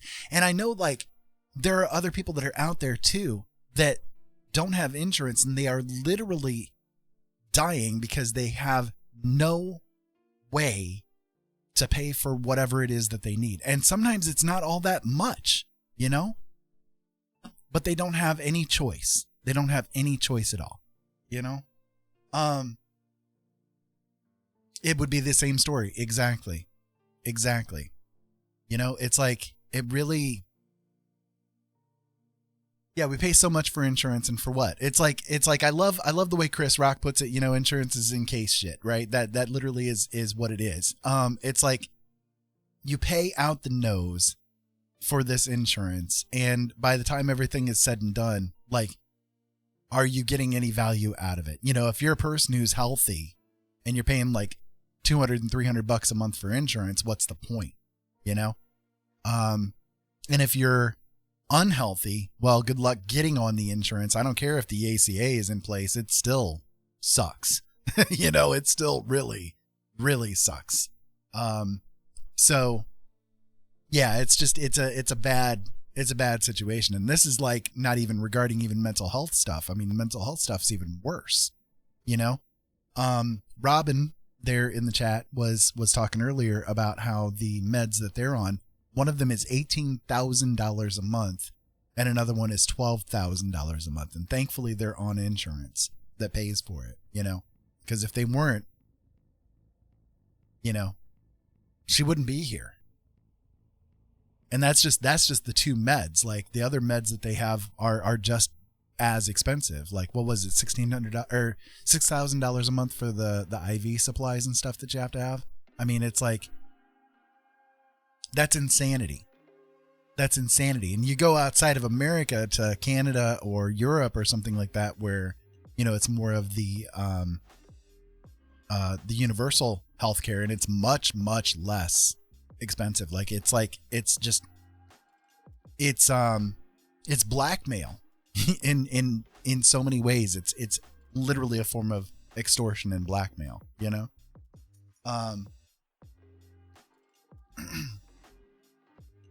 Can't go without the med for 15 minutes without your heart stopping. Yeah, exactly. And so if the insurance company just decides one day, you know what, we're not going to cover this med anymore, what are you supposed to do? That's the crapper of it all, you know?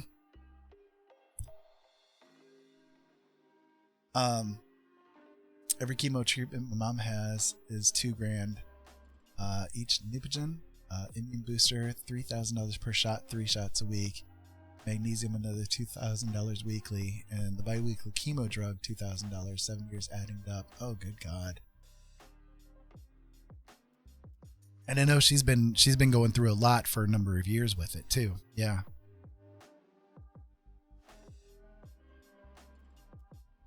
It's like, honestly, that's one of the reasons why I've never gotten the transplants done that I need to have done. Number one, the risks that are involved with the surgery. But number two, like, I will have to be on all these different medications from that point forward throughout my life, you know, the anti-rejection drugs and all those. Anti-rejection drugs are not cheap, you know? And it's like, if the insurance that I have decides one day to no longer cover it, then there's no way I could ever afford to pay it. I mean, I get $600 a month in disability. That's it.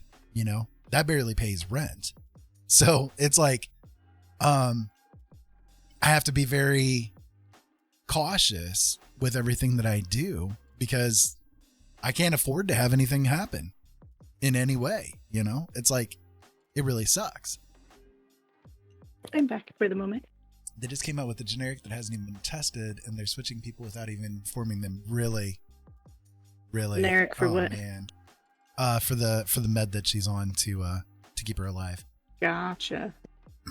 And see, you know, generics and name brand drugs, you know, they do work a little differently. So They do, yeah. some people it's more common than not for people to need the name brand than the generic, because the name brand does work a little better. It's a different chemical setup. You know, there's some, Right. like with ibuprofen, for instance,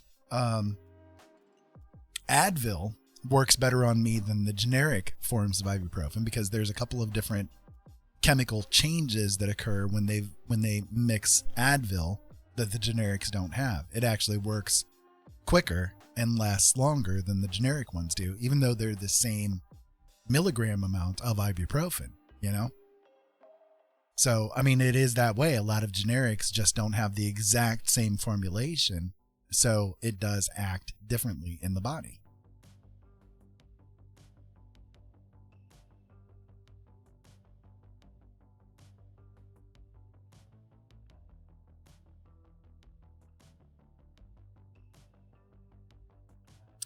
Yeah, Beauty, we still are keeping her in our thoughts over here. I know she's been going through rough, and so have you. And I want to say that you're doing good. You know, you're Who is it for? for Beauty's mom. Gotcha. Remember, I talked to you about it. Yeah, I'm sorry. I don't know how this would work, or if she'd want. I have long ass hair. I can like donate it somehow to her, if that would be something.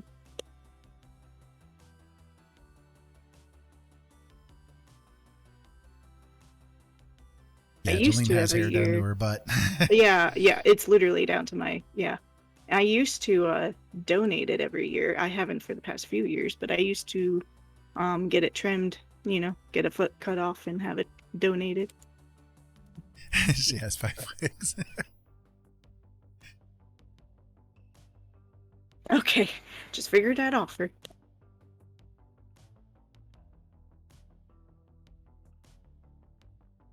As her daughter, she's got. You got enough wigs, Mom. I mean, do you really have enough wigs? Wigs are fun, I think, but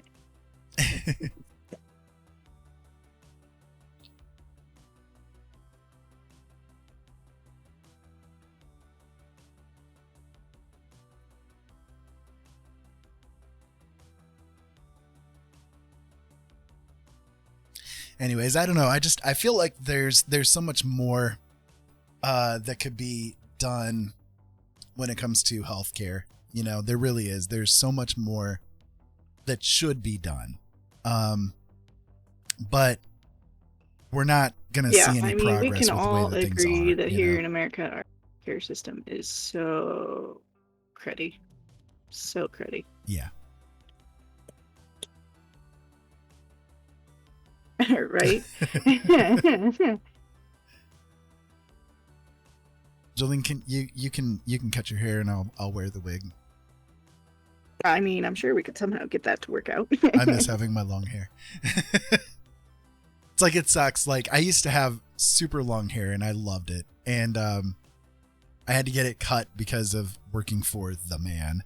And as I've gotten older, like the health issues that I have has impacted like the growth of my hair, unfortunately. So I miss having the ability to grow, like, as long as it is, you know, it's reasonably long right now. It kind of goes down to like the middle of my back.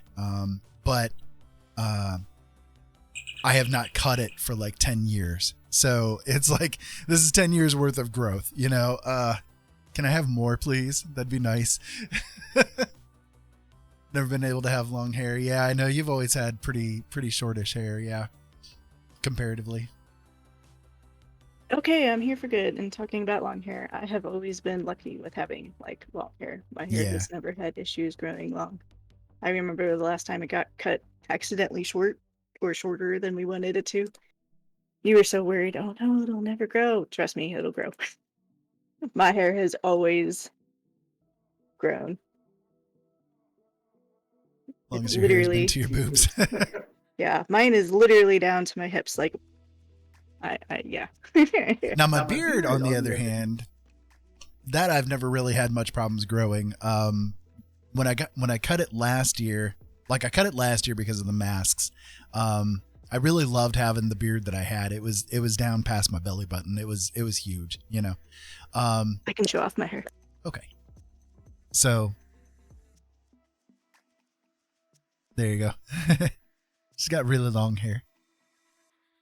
She likes to keep it long and I like her to keep it long because, again, like, it's pretty rare to see women with really long hair like that, you know. And so when we're walking in an unfamiliar place and she's ahead of me, I can see somewhat the fact that the long hair is there, you know. So if I can keep my eyes on her, I can recognize her form because of the hair with the way that my eyes work. So when she did have it cut shorter, I had so much trouble because it was like kind of, you know, the same length that a lot of women keep it. So I'm like, who are you? Are you my wife? Yeah, I haven't had short hair very often in my life. It's usually always been long. I used to have bangs for years. I hated bangs. Not going back to it. I do have a picture somewhere on the phone or on the thing of me with super short hair and no glasses. Yeah, mine's pretty thin too, Beauty. But like I said, last year I had it down past my belly button on my beard, and I really liked it. Like, it was great. I loved having it. But then the whole masks mandates came around and stuff. So every time that I wore a mask, it felt like I was wearing 10 masks because all of it would come right up into here. I was like, oh, this is driving me nuts. So I ended up just cutting it. And so what I've got now, it's basically mid chest, but it's taken me about a year to grow it to that point. So humidity gives you extra body, right? Exactly. I walk out in the humidity, I'm just like, my curls start coming out, you know? Yep. Not all of it decides to stay, right, Lillian? Exactly.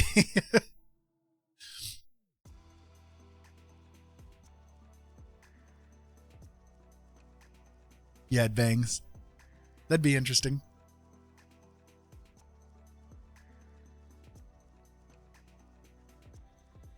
Yeah, I just I hated having to cut my hair when I worked for the corporations. You know, it sucked. You know, it sucked. I knew knowing my family that, you know, my hair would be thinning out and stuff. So I knew it was coming. I'm like, okay, can I like get an exemption for this? Cause I'm native, you know, like, can I get an exemption from this? It's part of my culture to have the longer hair. Nope. Alrighty then.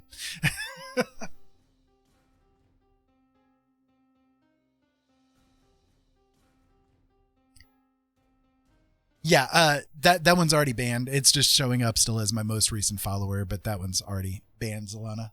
I appreciate it though. All the Hosses except for Hoss Caddy, who was in here a little bit ago. I don't know if he's still in here or not, but Hoss Caddy, he's the only real Hoss that I've encountered. He's an awesome guy. I definitely recommend going and checking him out too. Yeah, all the Hosses, they're also doing, now they're changing the name of it. Now they're coming through as like host 00312 and that kind of stuff. To be honest, like the whole bot situation, yeah, I'm banning them, but it's not really all that big of a deal to me as long as people aren't clicking on them. You know, that's the main thing. You know, the hate raids, hey, bring it on.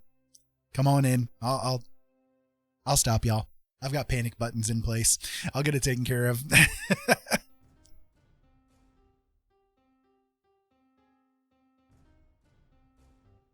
Yep, exactly.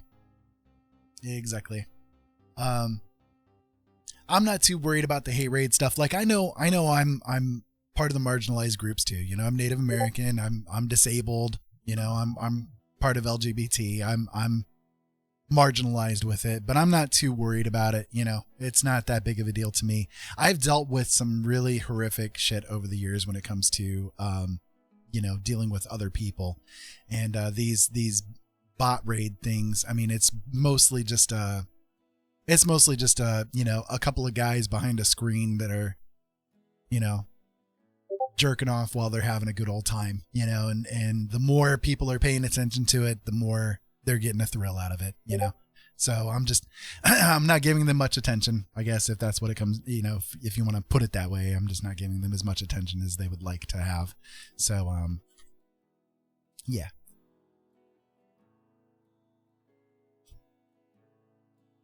So quick, if y'all want to see baby me, I wasn't baby really, but young me with no glasses and no glasses, short hair, in a onesie, reading a book about spiders, go to our Discord. It's in the general tab. Indeed. It's like one of the only pictures I have of me with short hair. And since I had Lily enjoying she wants to see this picture. She wants to see this picture. Yeah. Since you have arrived.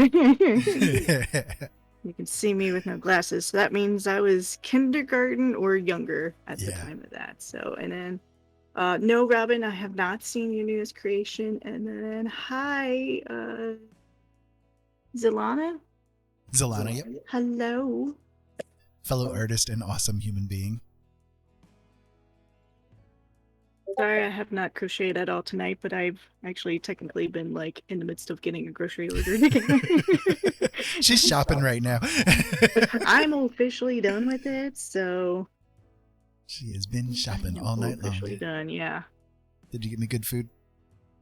Why, sure. Are you going to cook me wonderful dinners? Eventually, not right now. I could use a wonderful dinner right about now. I'm kind of starving. You can make it yourself.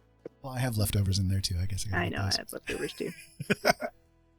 You sent me a pic, okay?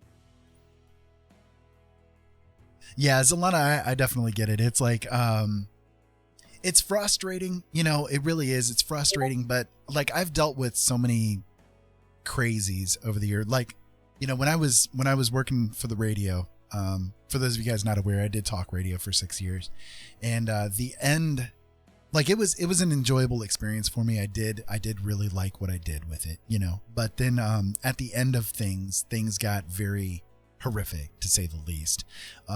We had a host come to the network that was very big, and they had a cadre of fans and anti-fans that came along with them. And so the anti-fans basically they doxed us. They put me on hundreds of websites. They, you know, the things that were being said about me was pretty, you know, ugly, very, very ugly. We had people sending pictures of the kids with like sperm all over them, telling us that they were coming for the kids for real next. Had people like showing up, you know, on and on and on. And it was bad. It was really, really bad. By the time everything was said and done, I was so stressed out. I ended up with stress-induced diabetes. You know, that's how bad it was. And so I walked away from all of it to protect my family. And actually, this whole thing with us coming back to streaming here over the past couple of months is actually the first time I've come out of my hermitage since all of that stuff happened. So I was a little nervous, you know, coming back onto the air. But you guys have been amazing to us, and it's been really, I can't tell you like how grateful I am for who you people are, you know, so you guys have been amazing and great and have made me feel like a lot better to be here, you know?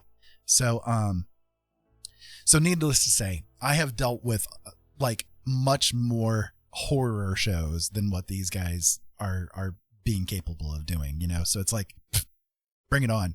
You guys ain't saying nothing that I don't say to myself in the middle of the night, you know, like learn how to insult, learn how to deal. You know what I mean? Like that's how it is. So, he even stopped visiting his sister. Insert big kissing noise here. Well, To you too. Thank you very much, Beauty. Yeah, it was, I mean, it was bad, guys. It really was. My health declined big time during that whole period. And, like, Jolene was really worried about me coming back onto the air. Like, really worried. Yeah, I was like, if you start exhibiting any of that, I'm cutting you off. I don't care what. She's like, I will hide your microphone and you know you'll never be able to find it again. Yeah. The benefits of you being legally blind, I can hide your shit. Right. I mean, it's like when you were still doing the radio stuff, it's like if you don't find a way to get out of this, all I gotta do is just start unplugging your stuff, and it's gonna take you hours to put it back together. Yep. And it'll frustrate you and you'll give up and yeah. Yeah, yeah, hiding plates. Yeah. Right, exactly. I'm very grateful for Jolene's presence in my life, honestly. Like, I know I've said this before, but I do love and adore her with the fury 1,000 suns could never match. She has been like the best thing that's ever happened in life of me and my kids. And I could never like express in enough words how much she has made my life better. And I love you too, honey. Well, I know you do. And I know that you do the things that you do because you love me. Right. And I mean, the same is for you too. I mean, you helped rescue me from horrible family that I came from. And, you were one of the first people to really, aside from, we have an age difference, and he was the first person that's like not my immediate age group peers, to be like, yeah, your mom is a wicked witch, and it's like I didn't have that prior, and so just to be able to have that validation beyond, my school friends, that yes, my mom is a witch, she is, because it's like anyone else I knew, even outside of the family, we're like, oh yeah, no, your mom is just awesome and nice and sweet. And are you sure? Are you sure? She blames me for my dad's death. Are you telling me that this is a healthy relationship? Because this does not feel healthy at all, Where's the healthy here? If this is healthy, then why is it that I want to run away?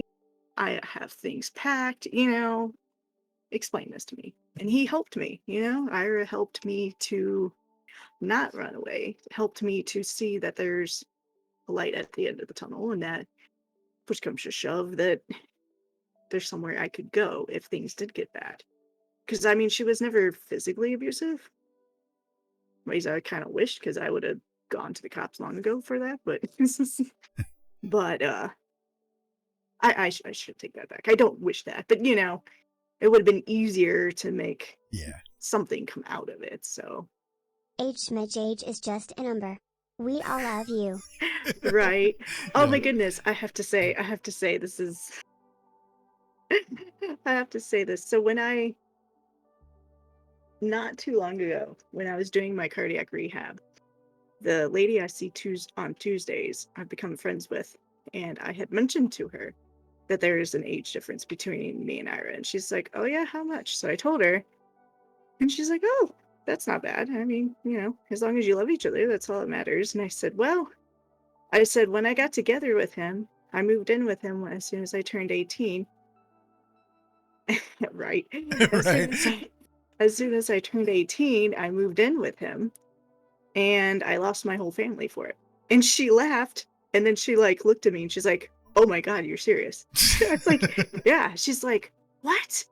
And she's like, explain this to me. So I explained it, I was like, yeah, my family is against the idea of an age difference. Like literally, like my mom years prior had been in a relationship with a guy, which is actually, funnily enough, through him is how I met Ira. But he and my mom, they had a 21-year age difference. Me and Ira is basically 18.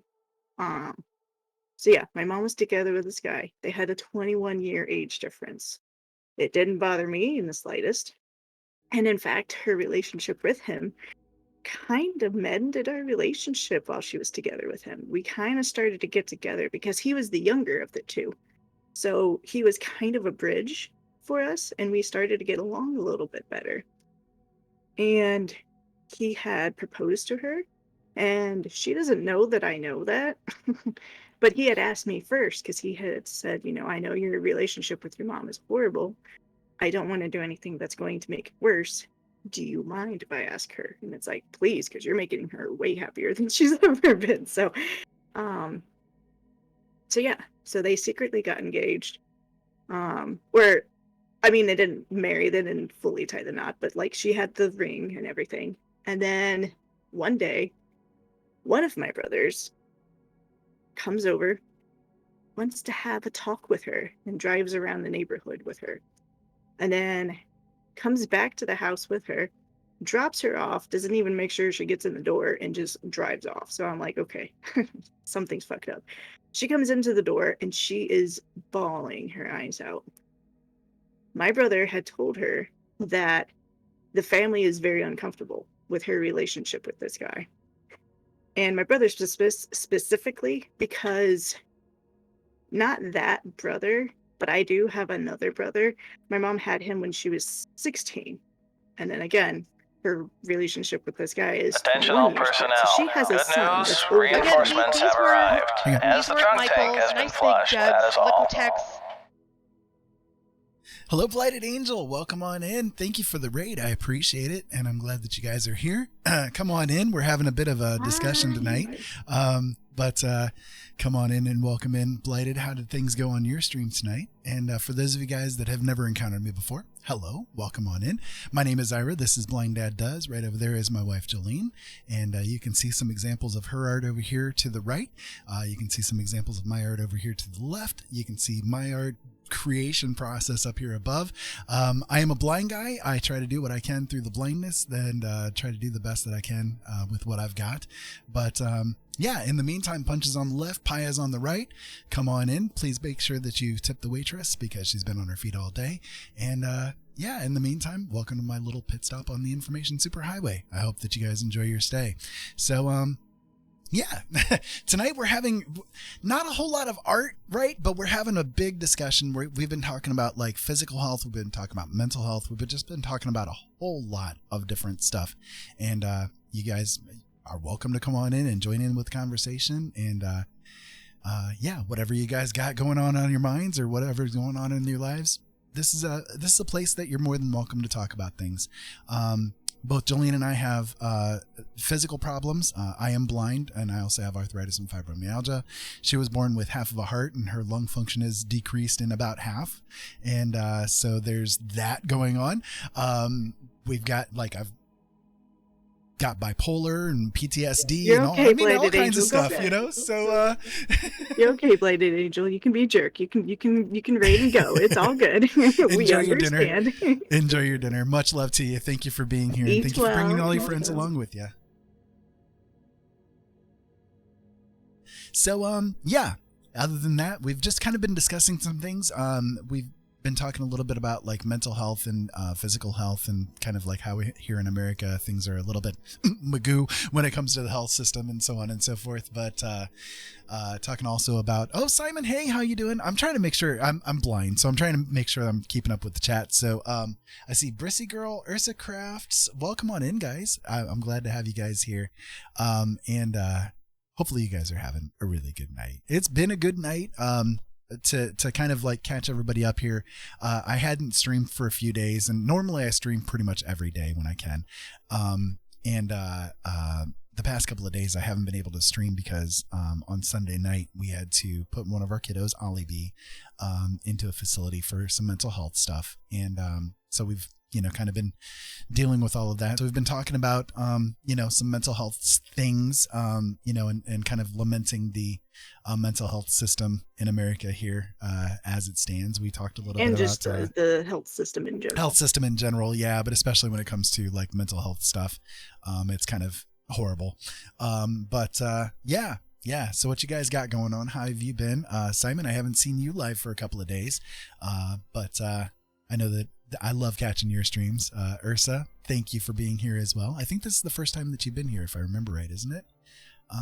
But I'm trying to remember. I think you had been here once. Maybe. But yeah, either way, come on in. I was just talking a little bit about my history with radio shows. Jolene was talking a little bit about the history with her mom and the abusive kind of crap that she went through with her mom. So yeah, go ahead, Jolene, if you want to continue the conversation that you were having there. You were in the midst of talking about how your mom was together with somebody that was younger than her. And yeah, so I can quickly summarize real quick. So basically, so me and Ira have an age difference. And I knew before moving in with him that my family was going to have an issue with it because my mom had a 21-year age difference with a guy, and he was the younger of the two. It didn't bother me any because she was together with him and I still lived with her. And if anything, he helped bridge our relationship a little bit because me and her relationship was not the greatest. And that's okay, Ursa. You're okay. And I was okay with their relationship, but the family was not. And I found out because one day my brother had come to the house, picked her up, said they needed to have a talk. He came back home with her, dropped her off, and just left. Didn't even make sure she got in the door. She comes in, she's crying her eyes out.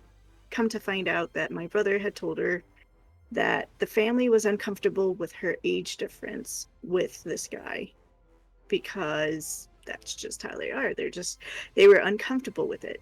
Now, from my brother's perspective, he's not the one, but my mom does have another son, and she had him when she was 16, and here she has a 21-year age difference with this gentleman she's together with.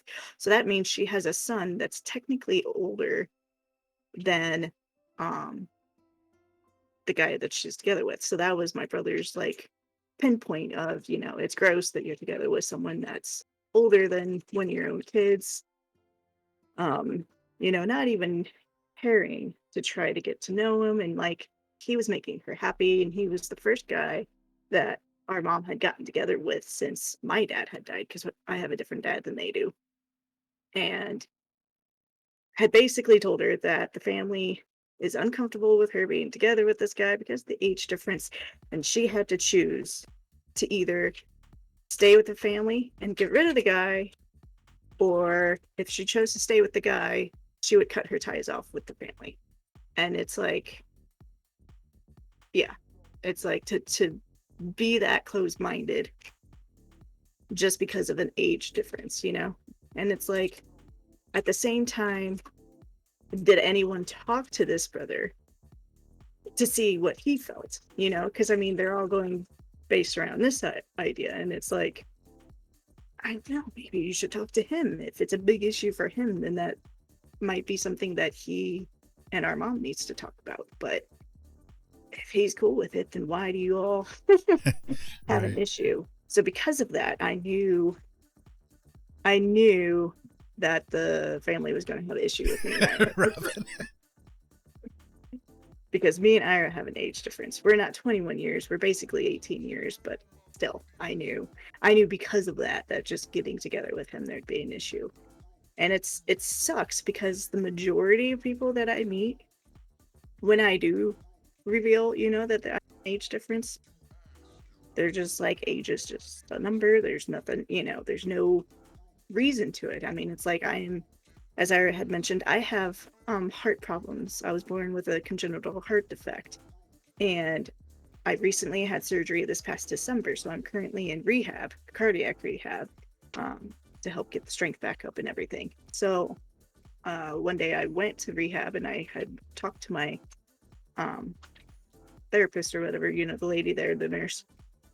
I told her about our age difference, and she's and I had mentioned, I said, when I turned 18, I moved in with him, and because the family is uncomfortable with the age difference, that I lost my entire family just to get together with him. And she laughed, and then she looked at my face, and she's like, oh my God, you're serious?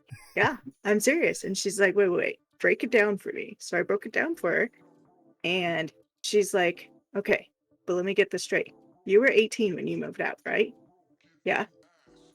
Okay, so what's the issue? Exactly. Right. I And the was whole 18. and the whole reason too wasn't to get together. It was because she needed to have a place to get away from the abusive bitch of a mother that she had, and I had the place for it, you know? So it's like that was the whole reason for it, you know? It's like we were friends for a long time before we ever even got together, you know? Like we were Exactly. best friends for a long time. We you were know? together. Let me see here. So it's like, Yeah, we lived together for 5 years before we married. yeah.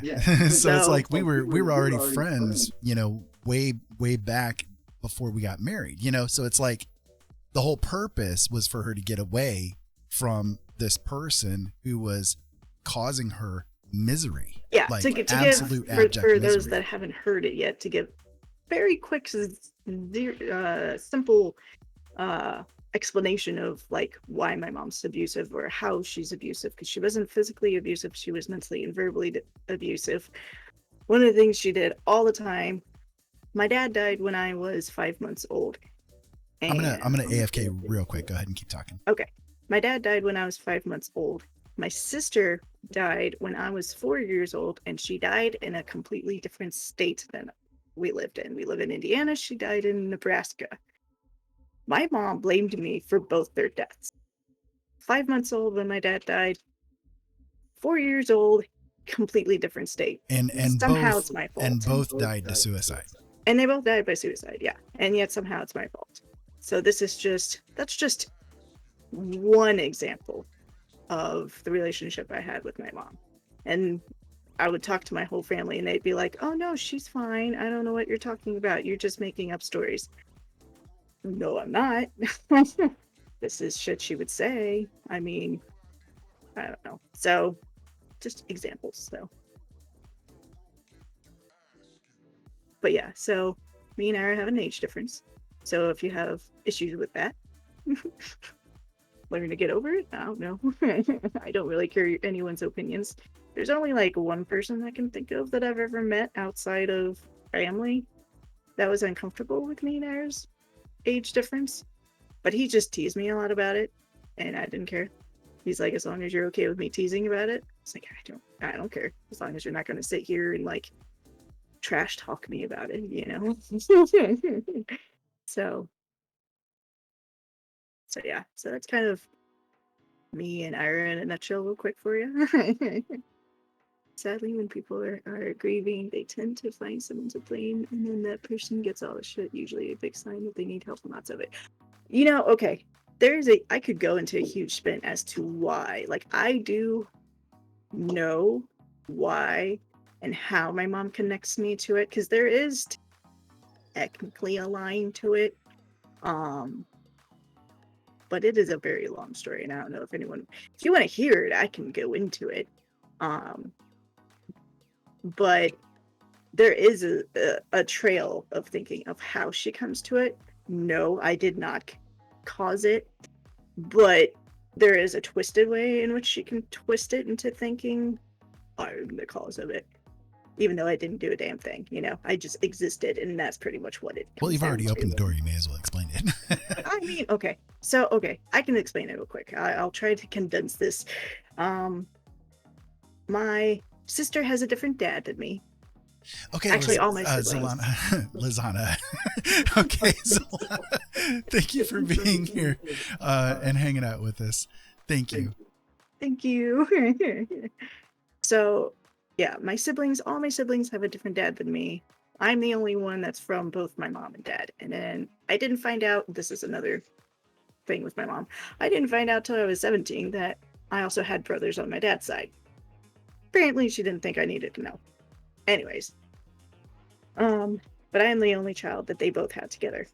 Yeah, and get this. This is part of it. She didn't know about the other brothers because, she never asked. Yeah, because I never asked. And I only found out because she finally gave me his obituary, because I never knew how he died until I was 17. She handed me his obituary, and the same day that I finally figured out how he died, I have 3 brothers I know nothing about.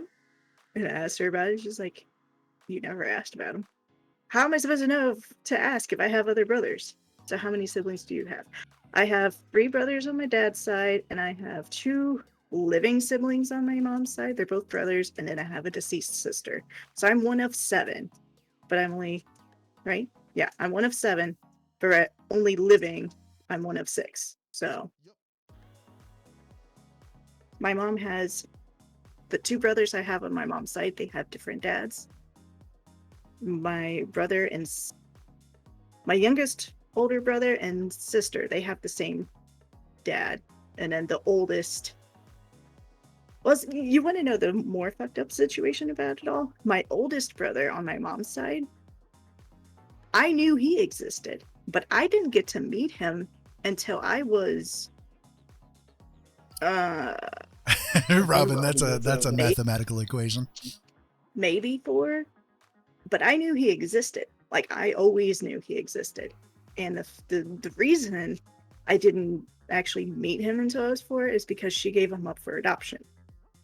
Just huge debacle story to begin with, too. But anyways. To answer your question, Robin, I think it would be 9? 8 or 9.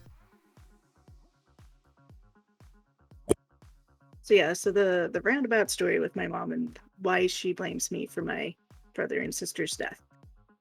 So, I mean my brother and sister, my dad and my sister. So,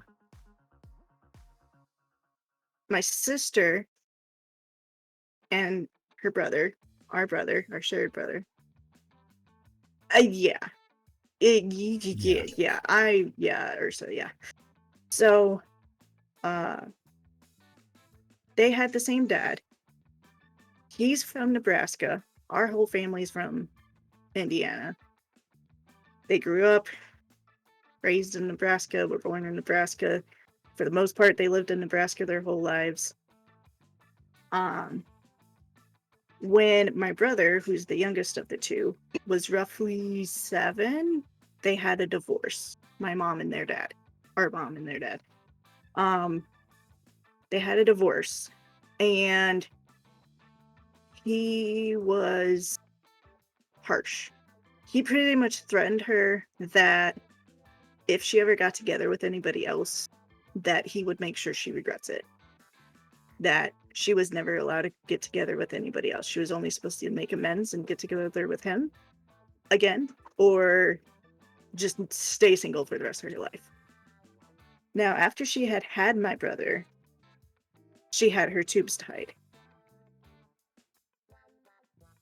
Sometime after the divorce, she got together with my dad. Don't know how they met. I don't know the story. But she got together with my dad, met him.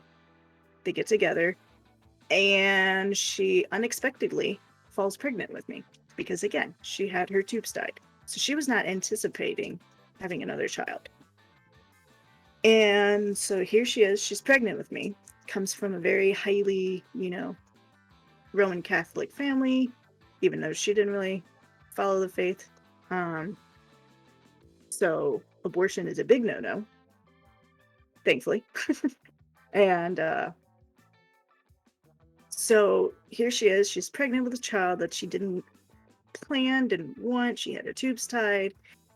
And now she's got to tell these kids, her previous kids, that she's pregnant and is basically starting a new family, So my brother took it hard. My brother, again, he was about 7, was confused and, had a hard time understanding that he was going to have a sibling that wasn't from his dad, and that, it was a confusing time for everybody. So shortly after I was born, my mom and dad did marry. And then shortly after that, my dad passed away. So basically, again, the ex-husband had threatened my mom that she was never to get together with anybody. After finding out that she was pregnant, he had convinced my sister that, he basically come up with a plan to help her break up with my dad. And it was and she did this, went to school one day, had her diary, accidentally forgot her diary, and accidentally left it open on a very personal private page that mentions how my dad had molested her. Not making light of things, but this is all serious mental Melrose Place kind of stuff. Like it's Right, crazy, insane what all has occurred with all of this. Now, I don't know, obviously, the truth of it. Did he? Didn't he? I don't know. My mom had sworn that he never was once alone with her, that there was no way it could ever have ever happened. I don't know. I really don't know. Because again, they lived in Nebraska. Giving benefit of a doubt, though, you know. Right. Like that's the thing. Giving benefit of a doubt, you know. But the unfortunate thing is because it was a minor's word against him, and in her diary note, it wasn't like, yeah, I don't know. So because it was a minor's word against my dad, it was pretty much a thing of they went through a court hearing, and towards the end of his life, it was pretty much a thing of any day now he was going to get called and go to jail. Because again, it was a minor's word against his. He didn't have any proof to say otherwise. Indefensible, yeah. Right, in the defense, yeah. He didn't have any proof that he'd never been alone with her. Because they did at one point in time live in Nebraska at the same time. So, I mean, there was that potential of, he was in the state. It's a thing where how do you prove that you didn't? You know what I mean? Like, right. That's one of the hell things with this whole type of a situation. You know, how is the person supposed to prove that they had no interaction? You know, you cannot account for literally every second of every day from the period of time to the period of time. You know what I mean? Like, so yeah. So towards the end of his life, my mom admitted that he picked up drinking, he picked up smoking, and he eventually committed suicide in the home. And so the goofed up, fucked up roundabout way as to how she blames me, and I can understand, even though it is not my fault, is that if she hadn't fallen pregnant with me, the events would not have happened. Because it didn't happen, the whole thing didn't spur until she became pregnant with me. And Right. Again, she had her tubes tied, so it wasn't a planned thing. And then she suddenly finds out she's pregnant with me. And before I'm even born, there's this court case going on. Before I'm even born, Simon all is this here is too. going Yep. on. So that's that. And It's a thing where you can follow the breadcrumbs and you can see like how somebody that has like a very twisted psychology could make it into your fault, but at the same time, anybody that has any kind of reasonable amount of sanity can say that was not your fault. You know what I mean? Like, but you can see like the twist in the mentality that can happen with people. For those of you asking about the tubes being tied technically isn't like as 100% as you may think. It's not as effective as it could be. They can actually, it's not common, but it can happen. They can actually become undone. They can untie themselves. They can reconnect. Exactly. It is not 100%. And as I'm saying right now, I am proof of that. So it's a rough situation. Yeah, sometimes the doctors can make mistakes and they can not spread the tubes far enough apart or not have like cut them correctly and that kind of thing, and the tubes will actually grow back together again. Or Especially there's enough too, distance, there's enough of a short distance that the egg could actually pass through the zone and into the uterus area and stuff. Yeah. Especially too, because this would have been in like the 80s, maybe even the 70s. I don't know when my youngest brother was born, but 80s or 70s, so I mean, they've kind of, done a little more perfection on it since then. Yeah. But, right, exactly. Yeah. And it does happen. So because of this, and I know how my family is, there's no mental health talk in our family. None. There is no mental health talk in our family. My mom is the only one that has mental health issues that I am aware of in the family. And I guarantee you. Oh, I guarantee the others do too. Oh, yeah. I guarantee you she is not the only one. But she is the only one that I'm aware. It is not talked about in our family at all. And it's to the point that my grandparents don't even believe in the mental health diagnosis that my mom had.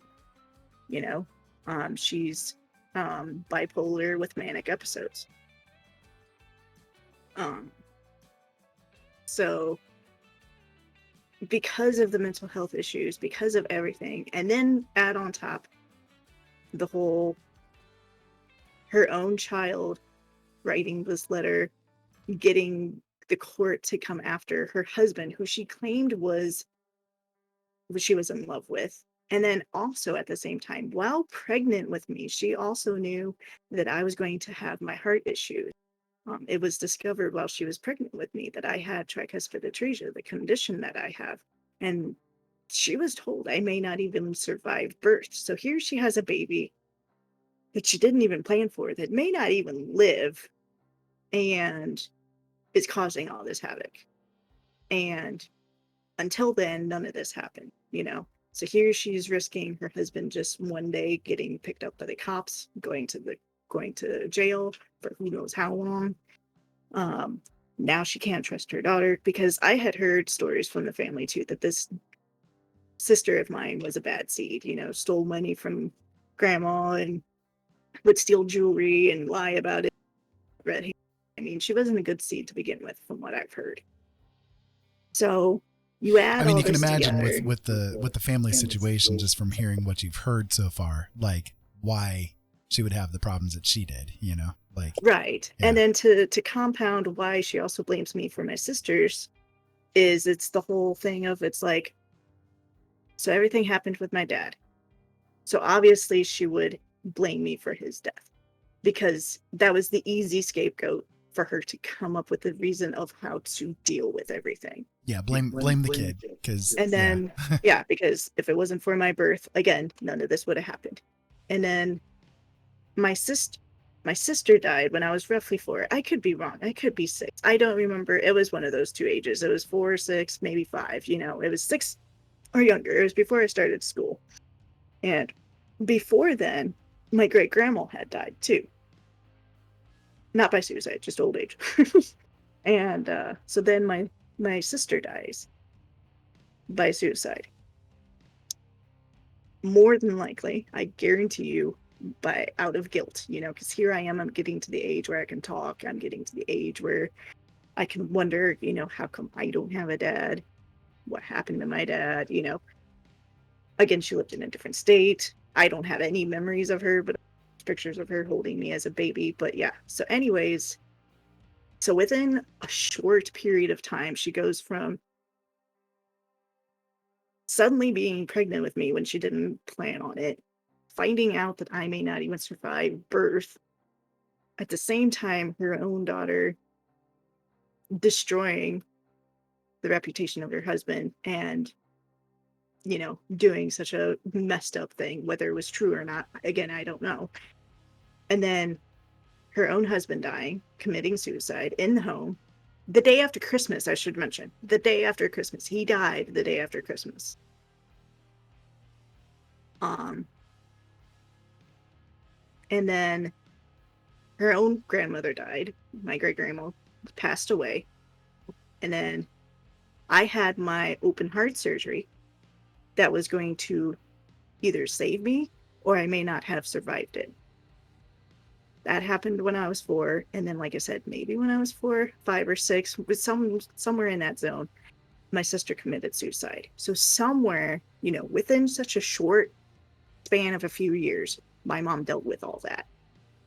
And so it makes sense to me.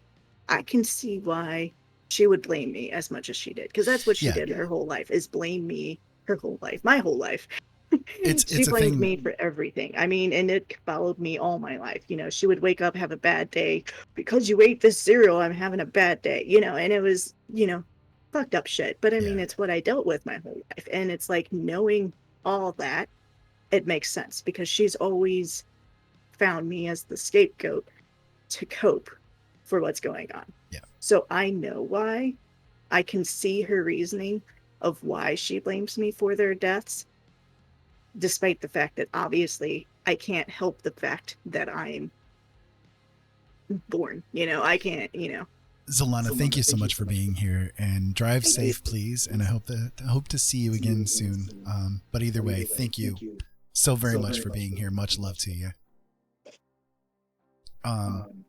It's kind of a thing where you can like, Jolene is a very logical person. Like, her logic is what has gotten her through a lot of her life. Like, the fact that her mom would blame her for her dad's death, instead of taking it to heart as much as she could have, she was able to kind of like put her logic into place. Yeah, I was 5 months old. How the hell did that happen? Right? Yeah, because it's like the only way it could be like I accidentally did is there's a gun around and I accidentally kicked it with my foot or something, That's the only way it could be. Yeah. And it wasn't that kind of a scenario. But like, you in your logic, you can see the way that the twist could happen, that she would find the sane, quote unquote, to her reason, to be able to blame you, Right. But and you also know in reality that is not a possibility. Right. And it's like, it makes sense why she never told me how he died, but it's also frustrating because she could have embellished a different story of some sort and just stuck with it. Because she did tell me a story when I was younger, and then like I had re-asked at a later time and she completely changed the story and then like would never answer when I asked her after that.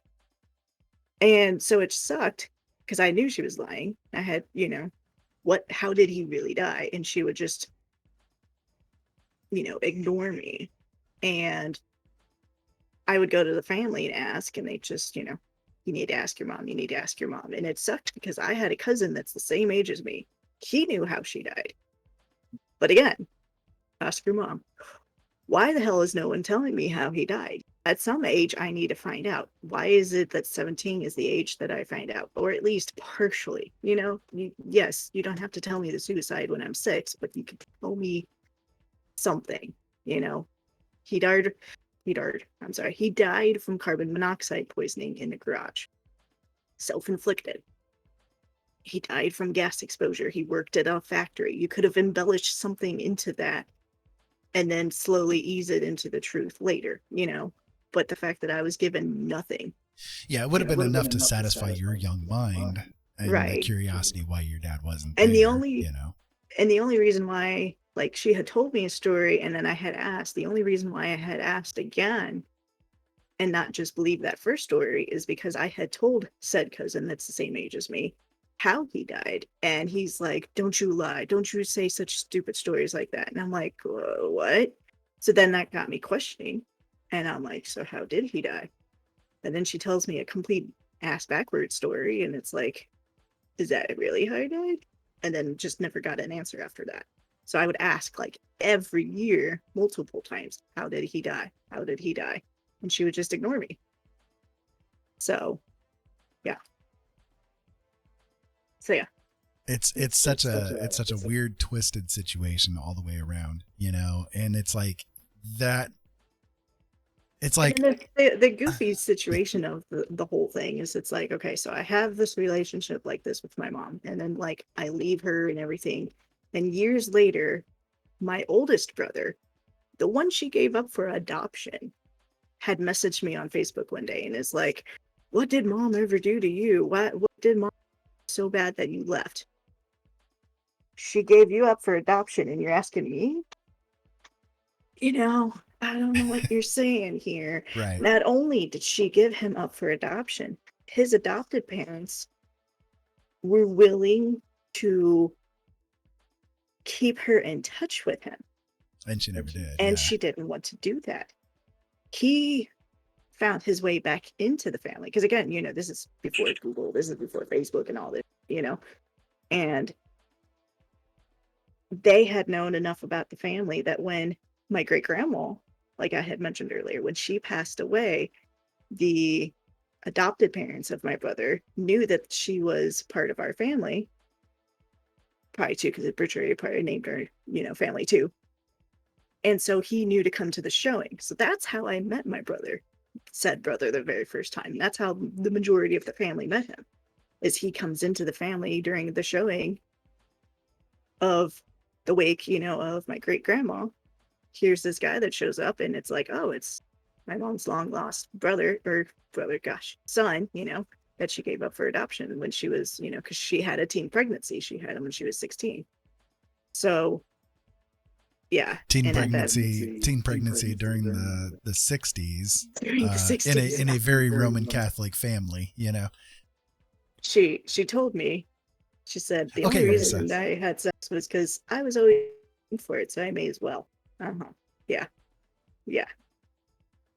Whatever you say, Mom. Whatever you say. You were alive during the free love movement. Yeah, whatever. I totally believe you. So yeah. Yeah, so it's just it's such a crazy, weird, twisted family situation, and it's like she walked away from the family and like pretty much dropped him like a hot brick, and no regrets ever since, It was easy. Right. I'm thankful that I wasn't drowned. I wasn't sure how it would be, but it was easy. No one even cared. No one even no one regretted the loss. Attempted, yeah. So, right. She dropped a deuce, right? But I did the same with my family too. Like, my family was so, like, so Robin here in the chat room is one of my sisters. And right, exactly, Robin. I know I got quite busy during that period of time too. But Robin is one of my siblings. I'm one of 13 kids. And the whole family, like, okay, so weird story. Robin is the only sibling that I deal with because Robin and I actually didn't even know each other existed until we were in our 20s.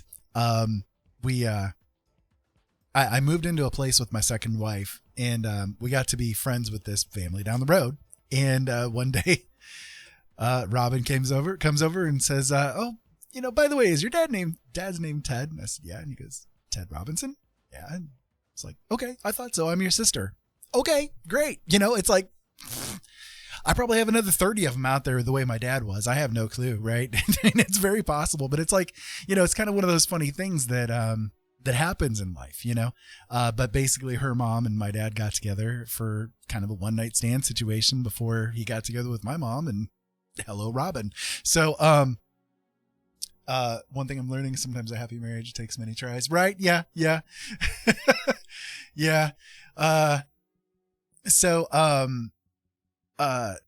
The rest of the family though is like so freaking toxic. Like, I just could not let my kids be exposed to the same toxicity that I was raised with. Right. I just, hey, that's my dad's name too. Right. Exactly. Yeah. It's like, yeah, you probably do have other siblings somewhere. I wouldn't be surprised. I was a whore. I didn't want my kids exposed to it, right? But Robin, like, wasn't raised with any of us. So she's got toxicities, but it's not like the same familial toxicities that I have, right? So it's like, okay, you've got your own familial toxicities. I've got my familial toxicities. Even though we're family, we can still get along, right? Because it's not the same toxins, So we were able to find like kind of shelter with each other in the storm of like having really miserable family experiences, and so we've always, for 30 years now, we've held on to each other, and I cannot express how much I love Robin. I really do. She's an amazing person, an amazing heart, and like she and her family are the only parts of my blood family that I have any dealings with. The rest of them can all go fly off a bridge as far as I care. I could not care less. Like, they're so toxic. They even told me that I was not allowed to come to our father's funeral, like that's how That's how ugly of a situation they are. So no generational curse from that side anyways, right? It's all on the Robinson side. It's all on this side of the family. But yeah, it's just, it's, I don't know. It's crazy how families are. And I hope that, like, you know, Ollie B right here in the chat room is our kiddo, you know, and, I hope that, like, even though, like, every family has their issues, every family does, no kid comes through unscathed, you know, even though the family that we've given them does have issues. I hope that it's not as toxic of a situation as I was raised with, you know? And, so yeah, but, you know, again, open book, Jolene is not their bio mom. Their bio mom, kind of walked out in the middle of the night one night, go stay with some guy in Canada that she met on the internet. But Jolene has been mom to them 100% for years, you know, and I love them so much.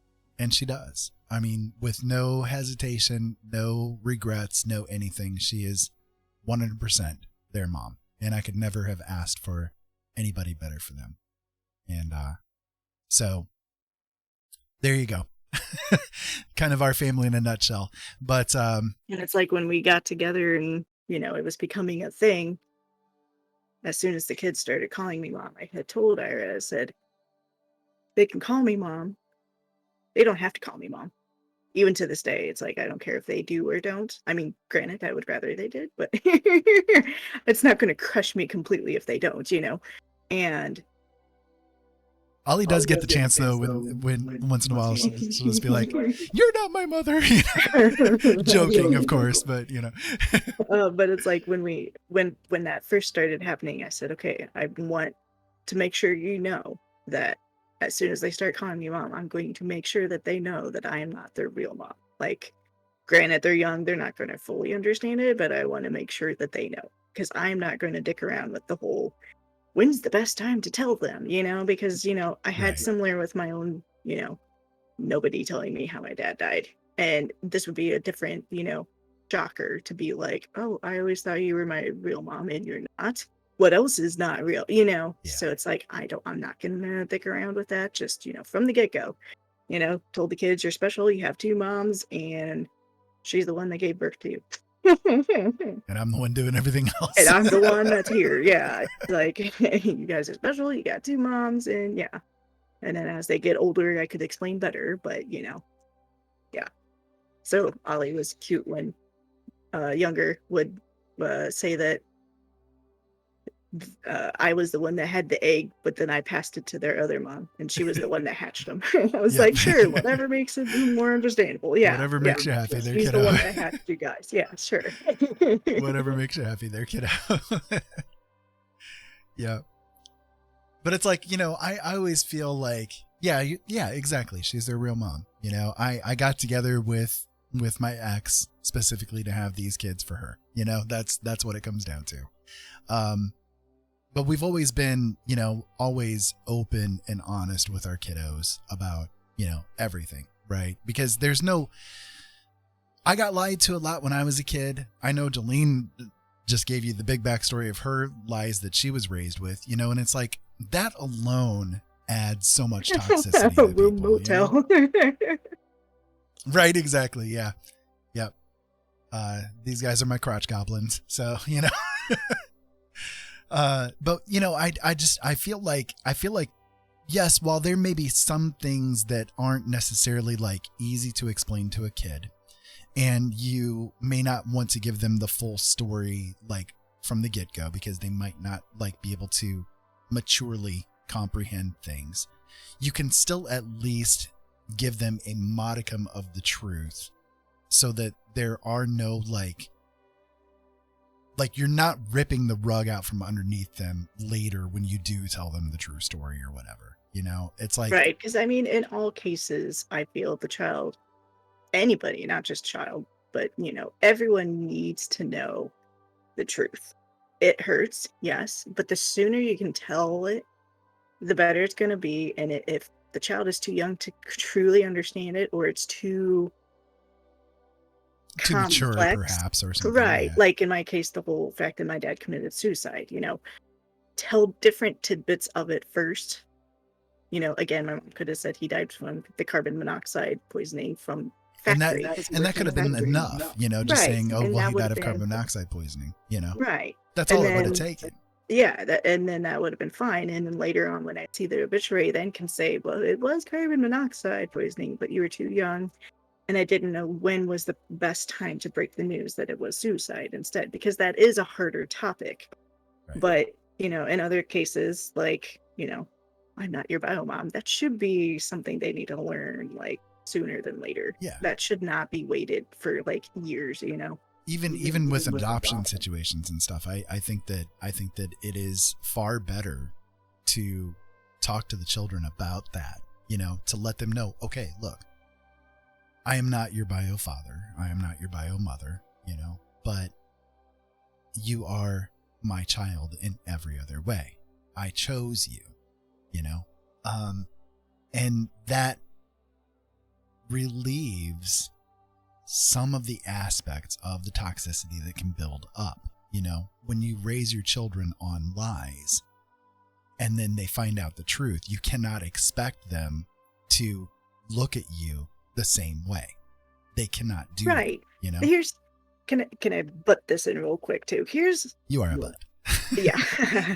Here's a screwed up situation with my family, of how my family is. A lot of people in my family secretly smoke cigarettes, but they hide it from the kids, from pretty much everyone, to keep up the image of we're a perfect family and we don't have bad habits. How messed up is that? Right. And exactly. let me take that a step further and mention that, like, okay, so me and my mom don't have a good relationship, right? There was one year I don't know, I was a teen, and she just randomly started telling me all the dirty secrets of the family, and I'm just like, what is this supposed to mean? What's the purpose here? So she admitted this fact to me, you know, that yeah, a majority of the family secretly smokes. They do it away from the kids. They, you know, they know how to hide the smell, how doing this and that. And she's like, I've done it for years and you never knew. I kept the ashtray on top of the fridge because there's nothing kept on top of the fridge, you know, so there's no reason for me to go looking up there, you know, so on and so forth, random stuff like that, right? And so she had told me all this. So I knew she named like the different people who did smoke that she was aware of. My cousin, again, that's the same age as me, his parents were on this list. And I remember one year hanging out with him on the 4th of July. We had to go to because we were out and about in a public setting. We had to go to his parents' vehicle to get a lighter, to light off something. I don't know what we were lighting off at the time, but we went to the car. And as we're going there, my cousin, he's just distraught because he's like, I don't know how to take this, but I recently found out that my parents smoke and I don't know why they never told me. And it's really bothering me because I don't know what else they're hiding from me. He's like, and it makes sense because now I can look back and I wonder for years, how come they always had lighters when we don't do candles or anything like that, you know? And how's it they always had lighters and switched to new lighters and so on and so forth. So when we went to the car to get the lighter, he opened up the secret compartment that's in the vehicle and he's like, and see, right there's my dad's cigarettes. He's like, I am so pissed. And it sucked because here I knew because again, my mom told me, and it's his parents, you know, and he's just now finding out by discovery that his parents do smoke cigarettes. And so it's like his whole life he's believed that there are these health conscious people who don't do that, and they do. So now he's questioning, what else do they do that they don't tell me? What else are they involved in? You know, and it's like something like that is so stupid to keep.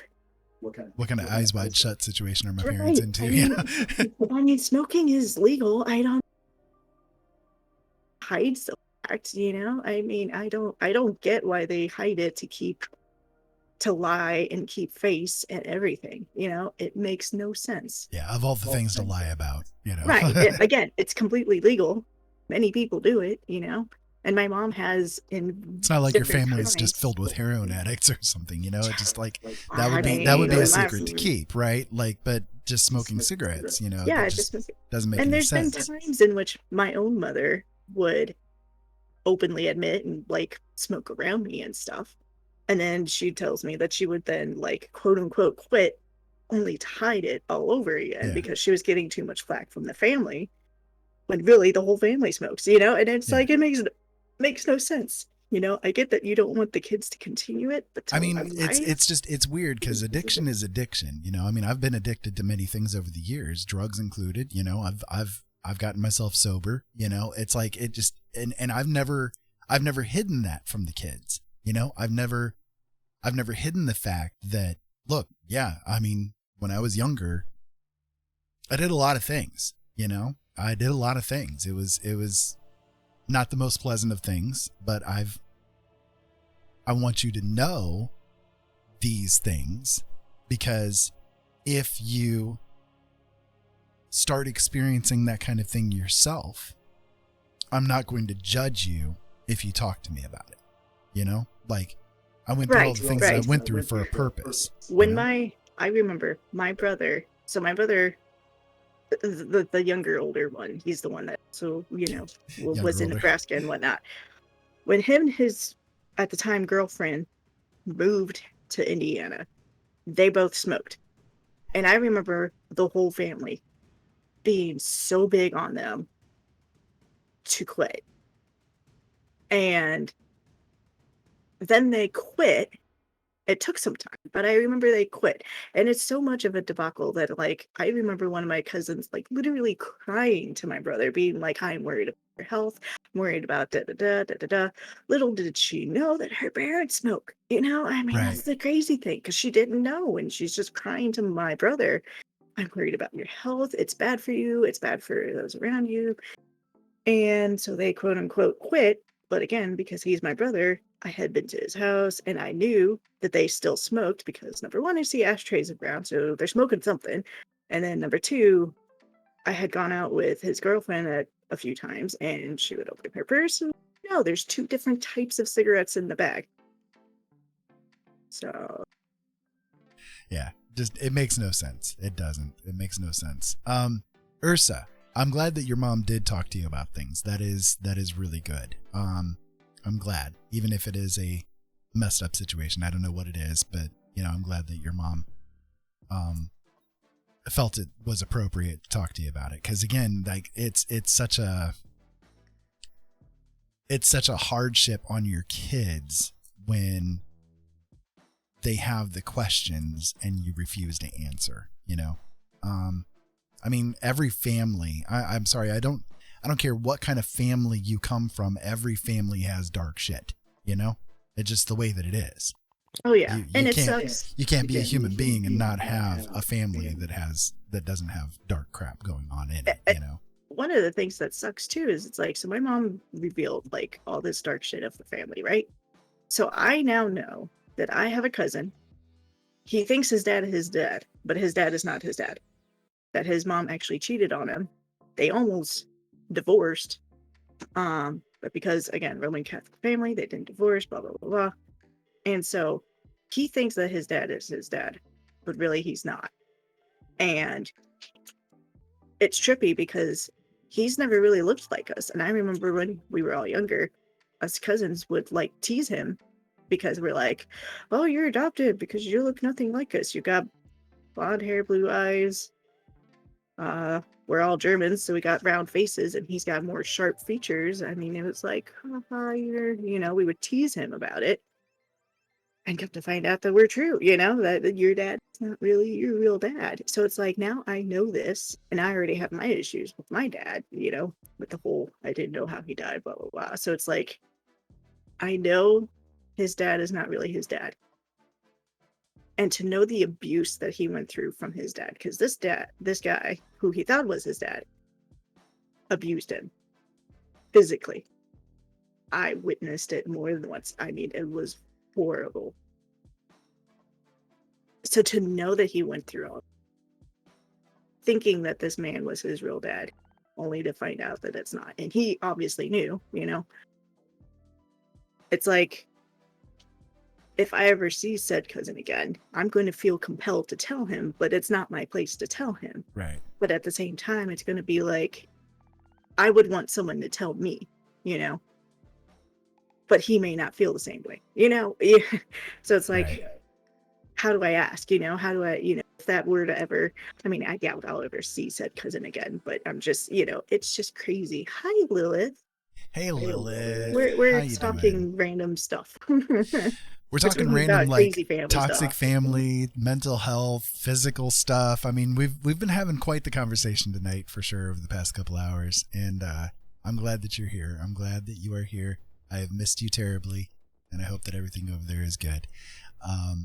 But yeah, we were just kind of discussing like how family situations, you know, like nobody has a family that doesn't have dark crap with it, you know, and it's like from the kids' perspective, the amount of like heartache and toxicity and just negative aspects of their own selves that can form by not talking to the kids about like some of the things that need to be talked about, you know, to hide everything from the kids. It's like it adds so much trouble to the poor kids, you know? So, that's kind of what we've been on here for the past like 15, 20 minutes here. But, Robin, as far as what you were saying there, I'll just throw in, I'm my own grandpa, you know, that's kind of what it comes down to. But, just had like a 30-minute talk about mental health and helping small streamers and how the Twitch community is a huge ass family. Well, yep, exactly. That's kind of what we've been doing here, to say the least. So to catch up on things for those of you guys just tuning in, basically I didn't stream for a couple of days because our kiddo Ollie B ended up having to go to a facility for a couple of days. They had to have a med change done, and every time a med change happens, it always really affects the mental status big time, like causes big crashes to happen. So we spent a couple of days trying to just, you know, get them through it all, and so had some time off the air, but we're back tonight and kind of just opening up the doors to whatever anybody feels like talking about. Ollie's doing a lot better. They're here in the chat room, although they're doing some art tonight, so they might not be chatting very much, but they're doing a lot better now, thankfully. It's kind of a thing where so basically Ollie has a disorder called PMDD. There you go, there's Ollie. Yep, doing art, that's what I figured. Ollie has PMDD, which is premenstrual dysphoric disorder, and they also are schizoaffective. So whenever the menstrual time comes around, it always affects them hard. So for those of you not aware of what PMDD is, basically the best way I can describe it is like PMS on crack with a Tyrannosaurus Rex driving the train. Basically, it is horrible. And so every time a cycle happens, their emotional levels go from being, you know, somewhat stabilized to suddenly they're having dissociations. They are as depressed and anxious at the same time as they can get. Like it's pegging like the max levels every time. And so when the dissociations happen, unfortunately, a lot of like impulse thing happens. So one time, for instance, they were fine. You know, I talked to them, and they're always very open and honest with me and their mom. So they, you know, put it across, yes, I'm doing okay, you know, I'm feeling just fine right now, you know. And then an hour later they came in and woke me up to tell me that they had taken a bunch of pills and didn't realize it until it was too late. So you know, it's like it's a thing where the impulses happen, the dissociations happen, things occur, and they don't realize that it's occurring until it's too late. So Sunday, when they were going through this med change thing, they came to us and told us that they had dissociated, and when they came out of it, they realized they were counting pills. And so we had a big discussion together, and she realized, okay, if I'm already at the point where even in one day into the med change, I'm already having that suicidal impulse kind of thing go on, I need help, you know. And with me being blind, arthritic, fibromyalgia, her mom being sometimes I mix up the pronouns, but their mom having like the heart issues and everything, we can't be 24/7 observant, you know. So best thing when that kind of thing occurs and feeling that lack of control happening, got to go to a safe place, you know. So that's what we did. But we spent from like 11 o'clock at night to 10 o'clock in the morning trying to go from hospital to hospital to get help for them. And so the past couple of days have been a bit rough, but Ollie's doing a lot better now. The med change is kind of like equalized quite a bit. So we're hoping that that was the end of the storm. It's kind of like one of the, it's like the, again, the unfortunate thing with this particular disorder that they have, you know. We can kind of peg on a clock that, okay, if things are happening at this time, then 2 days from now, things are going to break and you're going to be okay, you know? So just as a matter of protection, kind of a prophylactic sort of protection situation, we knew that we needed to have the extra help. So, that's the situation kind of in a nutshell. But I'm glad that they're home. I'm glad that they're home with us now. We miss having them around. Ollie is one of my dearest friends. You know, yes, my kiddo, but at the same time, one of my best friends ever. 'Cause, well, they're so much like me. So, and I love them. I love them so much. So yeah, anyways, but it's like, you know, things like that, right? So like, Jolene and I have always been very open and honest with our kids, you know, like we want to make sure that they have every tool available to them. And, you know, Ollie at this point is 17, right? Gonna be an adult, like a legal adult, you know, quote unquote, real soon.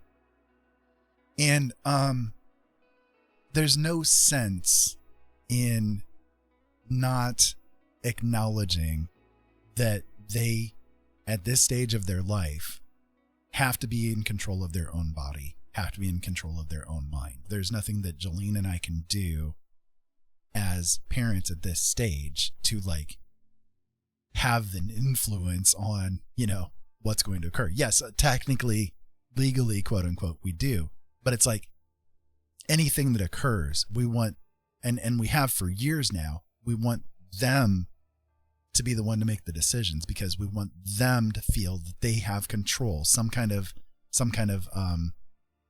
what's the word I'm looking for? It's not independence, but it's like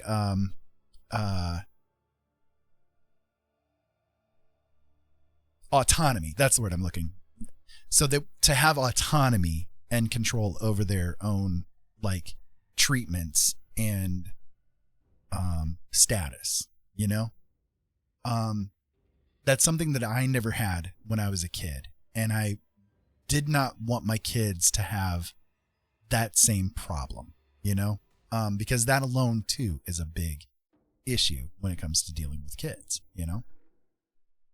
It's like, unless they are literally physically and mentally disabled enough that they cannot competently make their own decisions, then there's no reason why they shouldn't be the one making their own decisions. You see what I mean? Yes, please. I would love to see it. I would love to see it, Ollie. Thank you. So that's kind of like what both Jolene and I feel, because neither of us had that when we were kids. You know, she had her issues in her own way.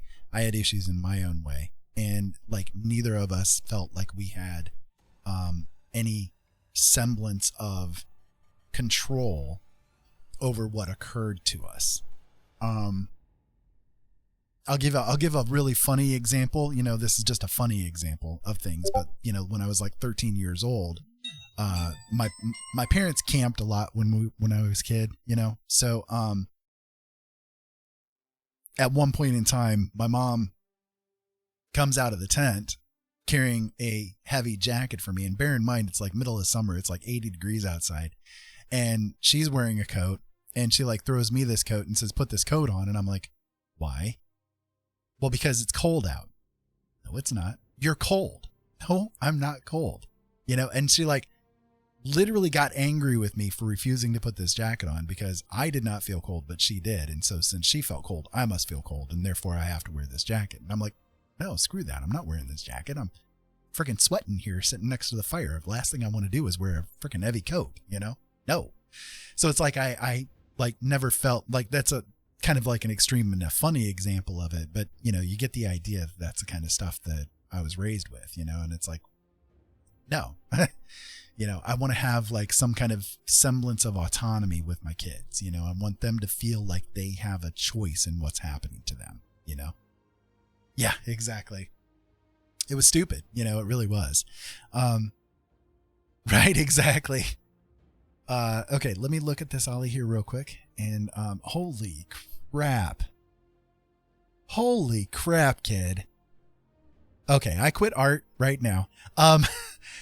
Seriously, Ollie, oh my God, please color this. This looks amazing. Can I share this with people? Would you be okay with that? This is so good. Oh my goodness. Go ahead. Okay, cool.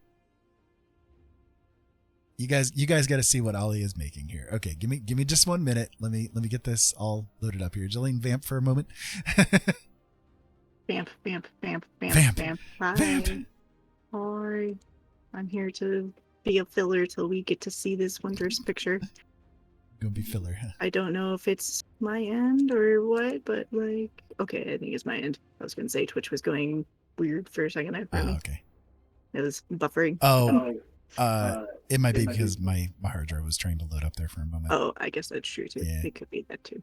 Okay, give me a second here. It's going to be black screen See, here for a black moment. screen of death. Of death. Black screen of doom.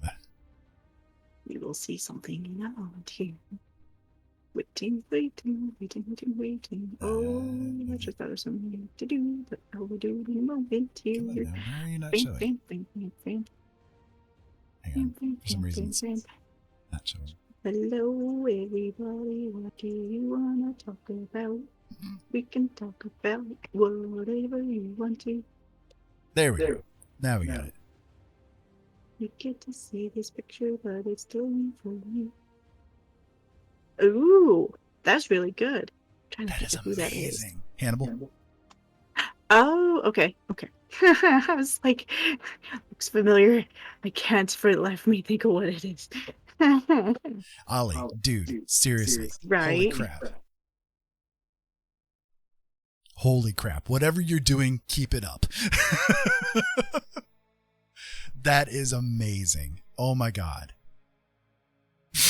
Right, Lilith. Exactly. That's what I'm sitting here doing this course. I'm like, holy crap, you just whipped that out.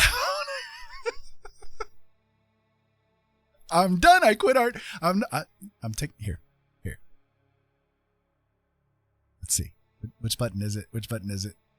There we go. You guys aren't even going to see my art anymore. Right. Yeah. Exactly. I figured you were doing the same kind of processes with the program too. It's like, it's a great program. It really is. It's a great program. So, yeah, that is really, really good, Ollie. Keep it up, kiddo. Like, you just came out the gate running with that. That is awesome. I am so proud of you. So, yeah, color it up. Let me know how you color it up too. Cause I'm like, that's one of the stages of things that I'm having issues with is like, okay, I can do it grayscale, but coloring, like going from grayscale to color, is a little bit more difficult for me because I'm so used to doing just from color going forward. You know what I mean? You don't know how to color it. Well, just slap some paint on the canvas and try it. See what happens. Yeah, I don't know how to color. Seriously. I have seen some of your pictures now. Yeah. I will. Give me a second. I'm gonna show something color you don't know how to color. I will show you a color thing that Ollie did that is just like, oh my god, I quit this too. Where is it? Did you hide it, Ollie? Did you hide it? You're like, no, you're not allowed to show that stuff. There it is. You tell me Ollie doesn't know how to color. Look at that. That is so cool. That is so cool. I'll show another one here too. Look at the beauty. That's way too big. See the color there. There you go. Ollie is great, man. Amazing work. Just love the stuff that they do. Love this. You color great. I color bad. I bad, you good. I bad, you good. Yeah, seriously, Ollie does really great work. Right, exactly. So, yeah, anyways, I just, I'm so proud of the things that Ollie can do, you know, like, and I'm glad that Jolene and I have been able to give them like the chance to explore, you know, like we know that they are an artist in some kind of way, right? What kind of artist they want to be, well, that's up to them, you know, and just give them the best chance to explore as much as they can, you know. So and as much as we can financially support, because unfortunately we're broke. Things are spendy. Unfortunately, we are broke. Again, I live on $600 a month in disability, you know, which is woefully low. But you know, thankfully, you guys here on Twitch have been really generous by doing the subscriptions and things like that. You know, it's been a help. You guys have helped to feed my family. Seriously, like literally, you guys have put food on our tables. So, again, I'm very grateful to you guys for everything that you have done for my family here. You guys are absolutely amazing. You have literally changed my life. Like, I was just talking to Jolene a few days ago about this, that I have noticed since being here on Twitch, my own mental status has been so much better. Like, I've been smiling a lot more. I've been open and talking a lot more, you know, and like before coming here, you know, again, all the shit that I went through with the radio and stuff, you know, it broke me in a lot of ways. I won't bite any bones about it. It broke me in a lot of ways. And I've had a lot of trouble healing from it, you know, not just physically, but mentally as well. It's a lot of PTSD. Over the past year, a lot of stuff has been added into it as well. A lot of PTSD stuff from my past up to and including my abusive father and second wife who was severely abusive. You know, all of that stuff has been like kind of coming to the forefront in the past year for me, because of different events that have occurred. And so, I didn't know how to recover from any of it. And yet I come here to this place, not really expecting much, you know, not really expecting much at all, to be honest with you. And yet I found this place where it's like almost this, in the best terms, hippie community full of people who are love and light and everything, that like has embraced us with warm and loving hugs. And I'm like, I don't know how to handle this. I don't know how to take this. I've never had this kind of thing in my life before. What the hell am I supposed to do with this? You know? But all I can do is just sit and smile and just keep like growing. And like the encouragement that you guys have given me with my art, like has been, see, I'm going to cry. The encouragement that you guys have given me with my art has been like, I've never, okay, my kids and my wife are one thing, right? Like they can tell me, oh yeah, you're doing really good stuff, but you're my wife, you're my kids, you're supposed to say that, you know? in the mind. That's what the mind says. But you guys have been like so encouraging and embracing and everything of the things that I've created for you guys. That like, I actually, for the first time in my life, feel like I'm worthy of creating things.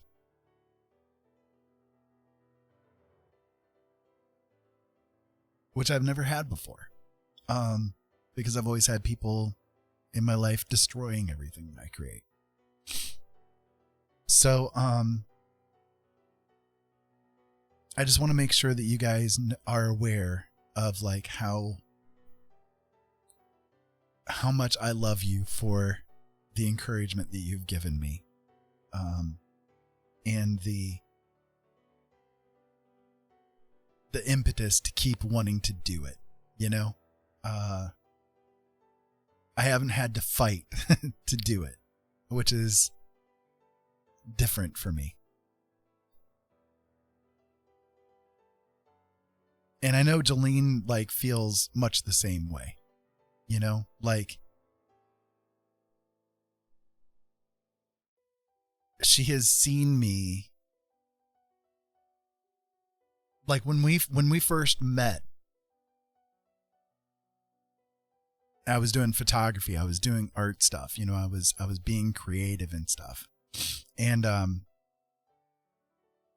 over the years, I've walked away from all of it because of the blindness. You know, I just didn't feel like I could do it anymore. And then last year, I started painting. And I only did it for a couple of months. But I was able to learn a lot to work with how my eyes are and everything. And now, and then I quit again, you know, because we had so much stuff going on and so many negative things happening that I couldn't do it, you know?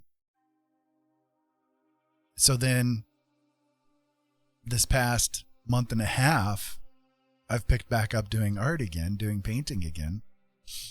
So it's like I've only been painting literally for like, 4 months total, you know?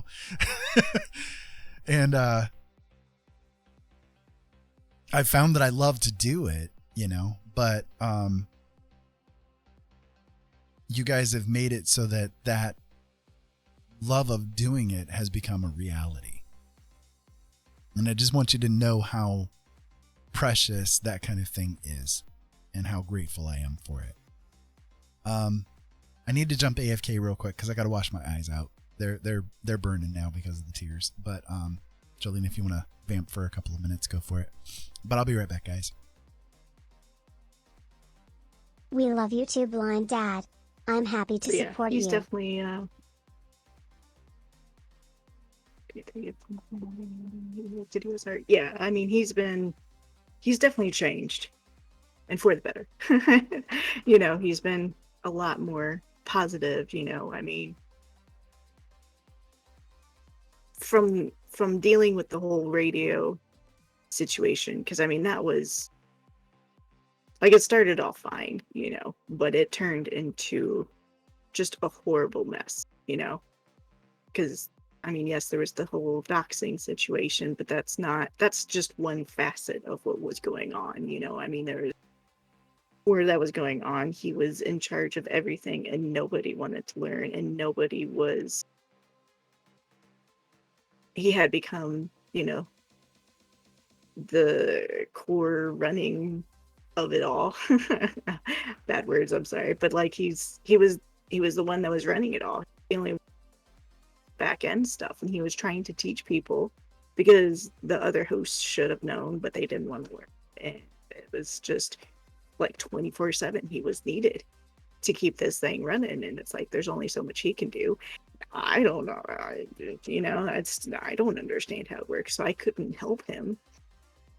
And I mean, it was just frustrating. And then all the stuff that happened in 2019, when he had attempted to start doing the art again, and then just all the mess of what happened, and then the culmination of my surgery coming up, you know, because again, my surgery happened in December. So, like, for months I was out, for months I couldn't do anything, for months I needed him to do everything, you know. I mean, goodness, a good month or two, I needed his help just to sit up in bed, you know, like I had to wake him to be like, honey, I'm getting up. Can you push me, you know, can you push me into an upright position? Because I wasn't allowed to use my arms to put myself. So, I mean, he went from the chaotic situation that 2019 was, that carried over into 2020, plus 2020 itself, plus, you know, just getting prepared, getting ready for my surgery. I mean, it was a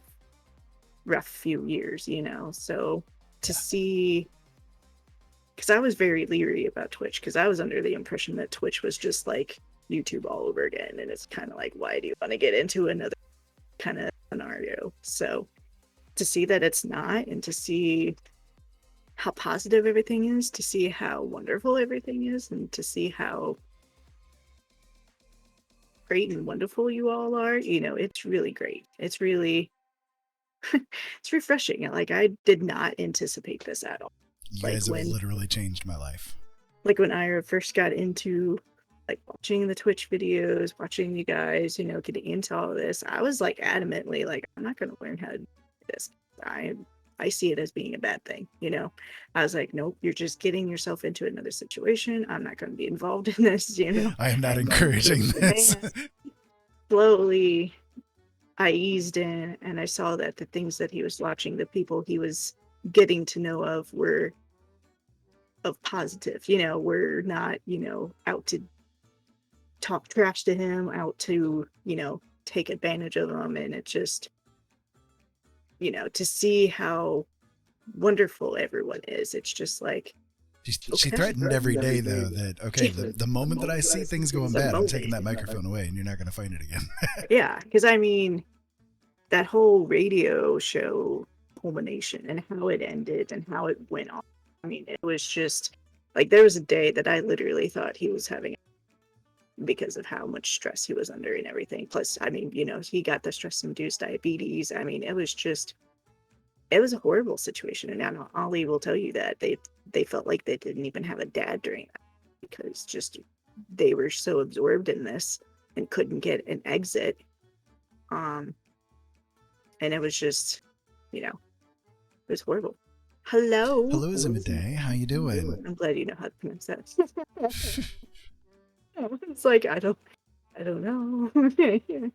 It's been a little while. How you been doing? We've been having a big conversation here tonight about physical health and mental health and families, toxic families. You know, you kind of name it. It's been sort of a cathartic kind of an evening here. But playing Sea of Thieves, that's cool. I've tried that game. I will admit I'm not very good at it. Well, because you know, the blindness is there, and I have some difficulty with it. But it's definitely a fun game for what it is.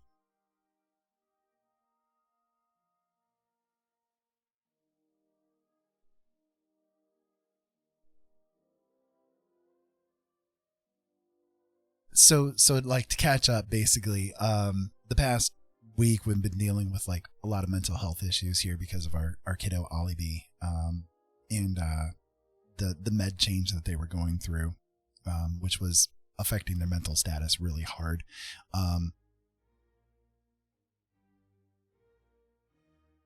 So yeah, we've just been kind of talking about all the mental health things that can occur, and you know, the status in America specifically, especially, of like the horror show that the medical industry here is, even though it's claimed, oh, we have the best medical stuff in the world. No, definitely not. So Zumi, yeah, there you go. Yeah, healthcare and Yeah, Ollie, that'd be really good. Just keeping it like that, that'd be really cool. Really cool. Anyway, sorry, go ahead. You are fine, my love. Am I? You are always fine. I'm your love? Really? You are my love. I am. You are. I love you more than you know. More than you know. So yeah, it's been a rough week, but we're getting through it, and things are getting better every day.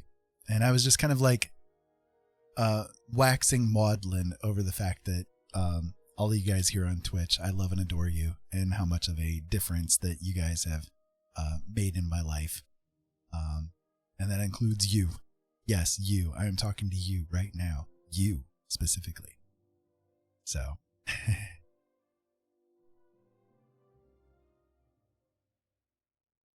Zimade.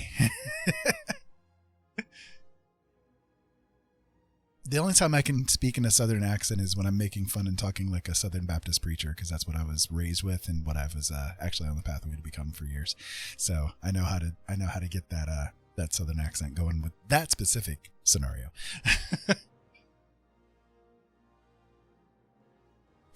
Right, exactly, Ursa. Exactly.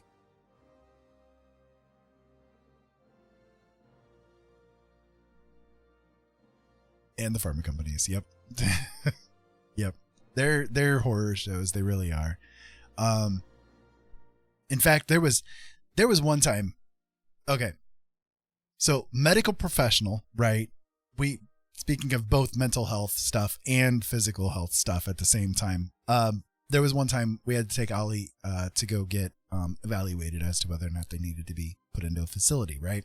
So we go to this place where there's the therapists, psychiatrists and all that kind of stuff.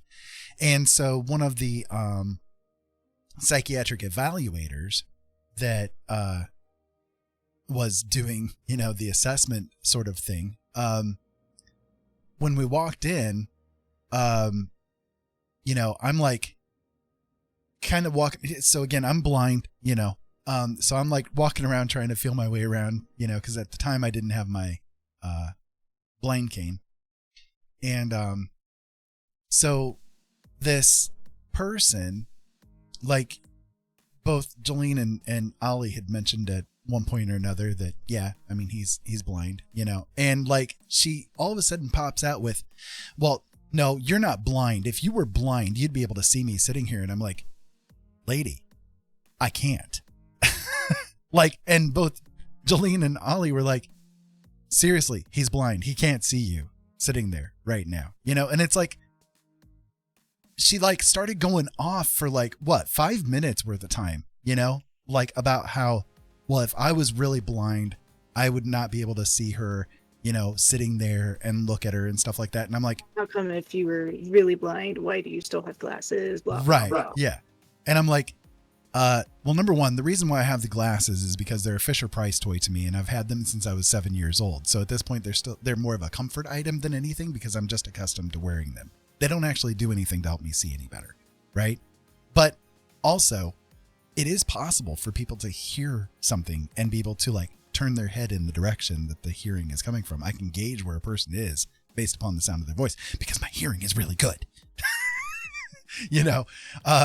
It's like, number one, okay, like that was not her place to judge whether or not I am or am not blind, right? But number two, what the hell did that have to do with me bringing my kid in here to get them assessed as to whether or not, because of their mental status, they need to be put into a facility? What is the purpose here?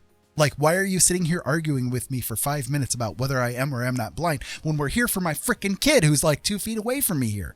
Talk to them. Figure out what the hell's going on with them. This has nothing to do with this. It's like, it really pissed me off, man. That was the same therapist. This was during, 2020. They were asking about, well, is the changes you've had to make because of the whole, staying indoors more, can't go out, blah, blah, blah.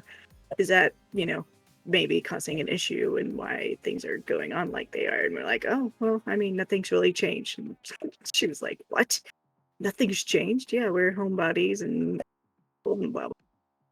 And was like really concerned about that fact and was like, oh, that is sad. That is horrible. That like this has made no difference. No, if anything, considering the mental health side of things, we're doing okay. So there's not a huge sacrifice and differences. I mean, no, yeah, I get where you're coming from, that it's sad, but at the same time, it's not. I mean, it's not sad to us. We enjoy our status as the way things are. Yeah, I mean, it's not. It does. I mean, don't get me wrong. We're not like hermits in the house all the time. We live, we go for walks. We go outside. There's, this and that and this. There's, We do things. We're not just like, yeah. in our we just, little hovel 24/7. We just don't constantly go out with like people. Because I don't like people. Yeah, we just don't commonly go out with people. It's just, it's. Yeah, I always say I'm an introvert living an extrovert lifestyle, I'm here on Twitch, I'm here on the broadcast, but that's because I don't have to be with somebody physically. And to go on with what Ursa was saying too, that there's different gradients and levels of blindness. There's people who are blind, but can still detect light and even colors. So, yeah. Yeah, it's like for my blindness, like, okay. It's kind of funny because like right, legally blind is what right. it is. And as we always say, legally blind. We don't just say blind, but there's legally blind. It's like, okay, but speaking as somebody who is in the blind community, okay, it drives us nuts when people say I'm blind, and then people like have to make this qualifier to it of, oh, well, you're just legally blind.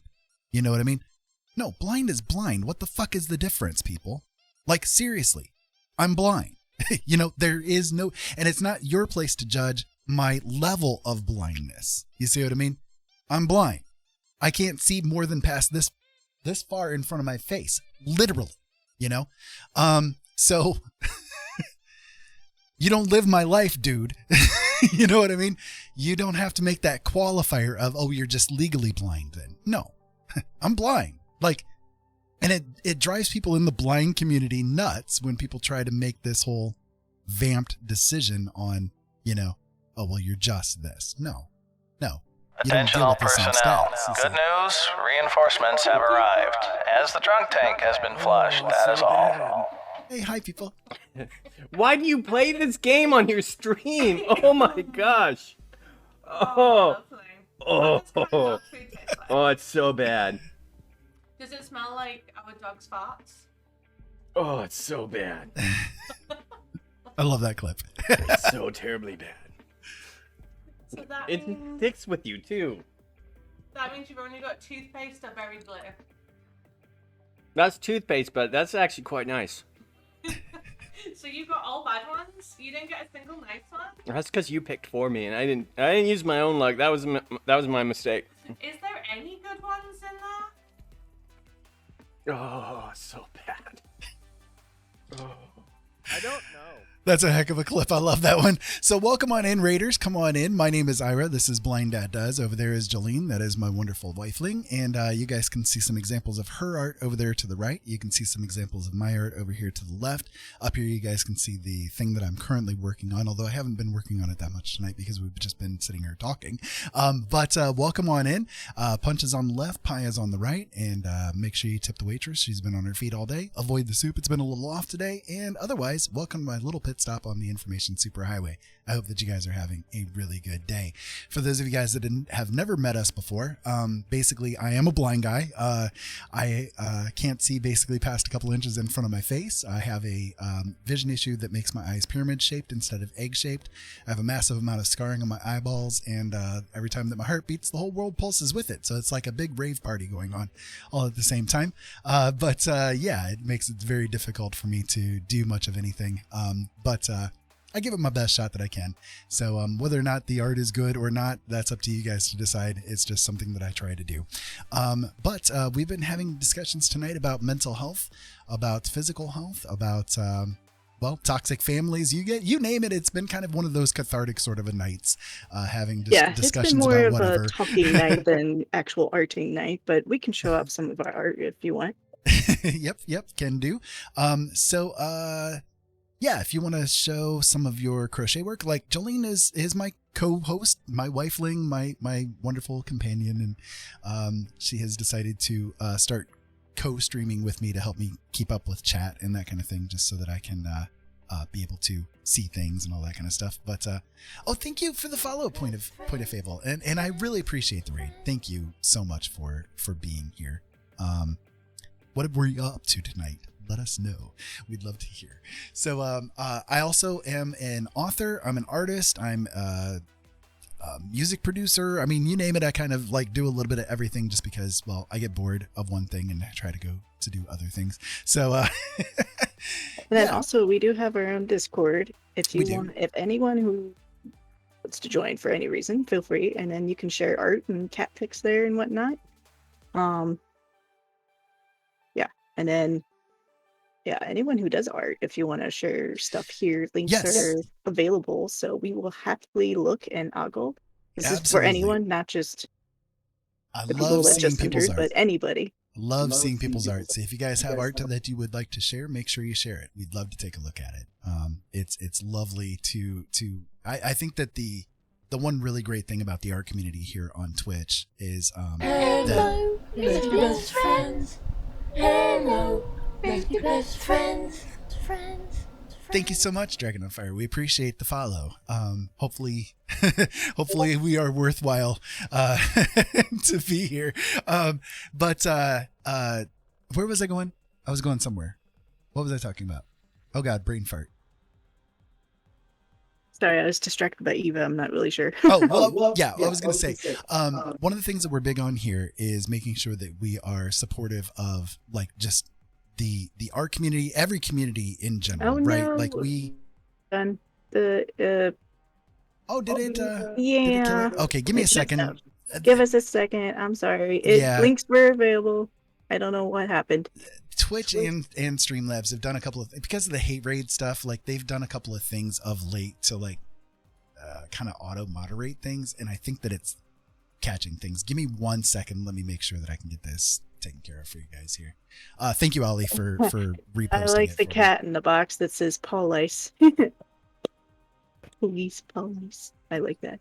And the gecko. Is that a gecko? I just noticed tonight that it was like it put in like word protection stuff too, and I'm like, no, we don't want that. We're all adults here, or at least reasonable facsimiles thereof. We don't need that. But yeah, for those of you guys that have never encountered us before, we're big about supporting mental health, being open and honest conversations about mental health, because, I do have some mental health problems myself. I'm bipolar. I also have a massive amount of PTSD. Jolene is big about physical health, and I am too, because again, I'm arthritis, blind, fibromyalgia. She was born with half of a heart and only has half lung function in one of her lungs right now. She's got all of her issues. So we're big about like talking about pretty much anything that anybody has on their mind, so if you need a place to just come and get a little bit of support from people and be able to vent or chat or anything along those lines about whatever you've got going on, please feel comfortable enough to do it. This is definitely a no judgment zone, to say the least. I've been through a lot in my life. I tried to commit suicide 33 times. I've been through a lot as far as like abuse and that kind of stuff goes. It's horrible, right? It gets bad sometimes. But I'm trying to figure out where the link thing is. I have no idea. I'll have to check it out later. I'm sorry, guys. But anyways, let me take a look here too and see what you guys have going on this Instagram. So oh wow, as you check it out real quick, I will say too, Ira does make music for people, for streamers. That's DMCA free. It's on his SoundCloud. There's a thing about it in the chat right now, but I just figured I'd mention it more so. Oh, I love your work, Point of Fact. Or Point of Able, sorry. Really, really cool. You get a follow. There you go. That's really good stuff. I love it. I can show you a little bit of my artwork here real quick. This right here is actually done by Ollie B here, who is in the chat room. We were showing that one off here just a little bit ago. So that one is theirs. That one's not mine. I don't want to steal that one. But here you go. This is one example. This is I've been trying a new technique over the past few days, and this is sort of one of the results that I did of the new technique. But otherwise, I've done a few different things recently on the stream. This is one of them that I did a couple of days ago. And let's see. This would be another one that I did a couple of days ago. That one's not very big. I'm sorry. And let's see. Is this one going to show up? Yeah, this one's not going to show up correctly. Fix this. There we go. This one I did on stream a few days ago. I kind of do 1 to 2 pieces every day. You know, I'm a very quick creator, I guess you could say. But here you go. This Bunny. Huh? Show the bunny one. Yeah, I was just literally showing Mr. Bun Bun. So this is one of Jolene's favorites in particular. She loves how this one came out.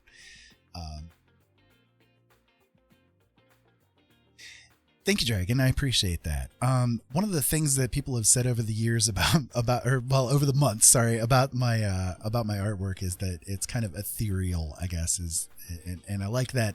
I like that phraseology with it. I try to do what I can. There are some days that I just cannot do art. You know, there's just some days where it just eludes me because my eyes just won't let me at all. And then there are other days where, you know, if I do enough squinting, and I've got my monitor on an arm that lets me get it to about 1 inch in front of my face when I'm doing the painting. So between that and squinting like heck, it gives me the chance to get some kind of discernment to do shapes and forms, you know, so I can kind of start working on things from there. But these are just a couple of examples of things that I've done on the stream here in the past couple of weeks. And if you're interested, well, there you go. And I hope that you enjoy it. I'll show this one here real quick as well. I like how this one came out, this cloud painting. And like I said, sometimes it works, sometimes it doesn't. This is one right here that I was able to put a lot of detail in. I spent probably a good 7 hours on this piece right here. So this was kind of the result of a lot of really heavy pushing on my eyes. But there you go. Show the robot one. Oh, you want to see the If robot you one would. too? Sure. Do that one. A bit of a different thing. I kind of like set out in mind to have like this kind of dichotomy of life and death and sort of situation. So I thought, what better way to do life and death than a bit of a post-apocalyptic view of a robot with nature taking it over, right? So there you go. That's kind of my take on it. So So, you know, I give it the best shot that I can. Sometimes it works, sometimes it doesn't. And when it does work, I have a lot of fun with it. When it doesn't work, well, I have a lot of fun with it too, even if I do walk away from it frustrated a little bit, you know. But if nothing else, it's at least fun to give it a shot, and I try to learn things. One of the issues with my eyes, unfortunately, is that they're pyramid shaped instead of egg shaped, and I have a massive amount of scarring on my eyeballs. And every time that the world that my heart beats, the world pulses with it. So between everything, you know, it's like, well, I can actually show you. So, let me turn this one off here real quick, and then I can show you, turn off. There you go. Thank you. Thank you, computer. Okay, so this is a picture of the moon right here. And as you can see, there are many versions of the moon all superimposed over each other, washing over each other and everything like that. Every object that's in the world looks like this to me. So they're all kind of like washing over each other, superimposing over each other, ghosting out over each other and everything. By the time everything is said and done, the information coming into my eyes and into my brain cannot interpret the data.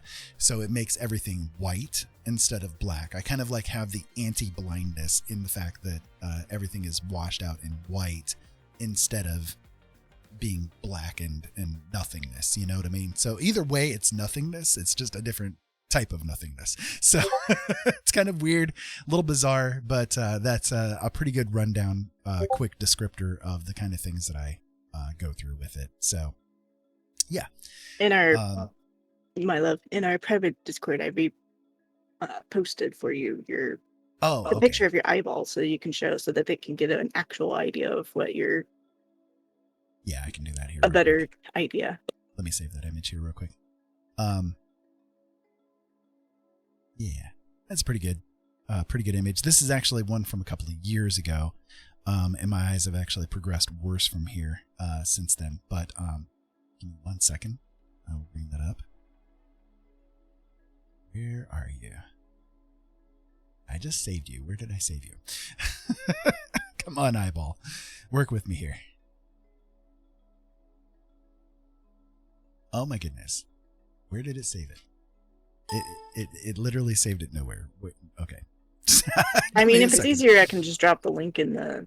No, it's okay. fine. I got it. I got you. Vamp. But when he's done, I can show off my crocheting stuff. I crochet, so I can have him shine the light on me, and I can show you some of the stuff I'm crocheting. Shine the light. You can see my stuff next to my image, you know? You can see what kind of goodies I crochet. I usually do amigurumi stuff. Dolls kind of stuff, you know? I have done other things. I've done bags, I've done blankets, I've done scarves and stuff, but... I got it. I found it. Amigurumi is my favorite. I found it. Give me a second. Hooray for finding it. Wow, that picture. And if you're wondering why I keep small. looking to the side, I have a kitty cat that keeps pawing at me. I'm trying to get her in my lap because she just keeps coming up and... It's like, well, come up, let them see you. There you go. That's a good viewpoint. That's my eyeball. That was a couple of years ago. MI has gotten worse from there. So you can see the how extreme it's protrusion of the eyeball there from my... And you can see too, so not only on this eyeball that, because this is his, and this was from a few years ago, so you can see how it's beveled outwards, but you can actually kind of see at the top where there's a light, there's like kind of a small bevel. That's a high drop. So yeah, it comes to a point. So when he says his eyes are pyramid shaped, now you understand. I literally mean it. So there you go.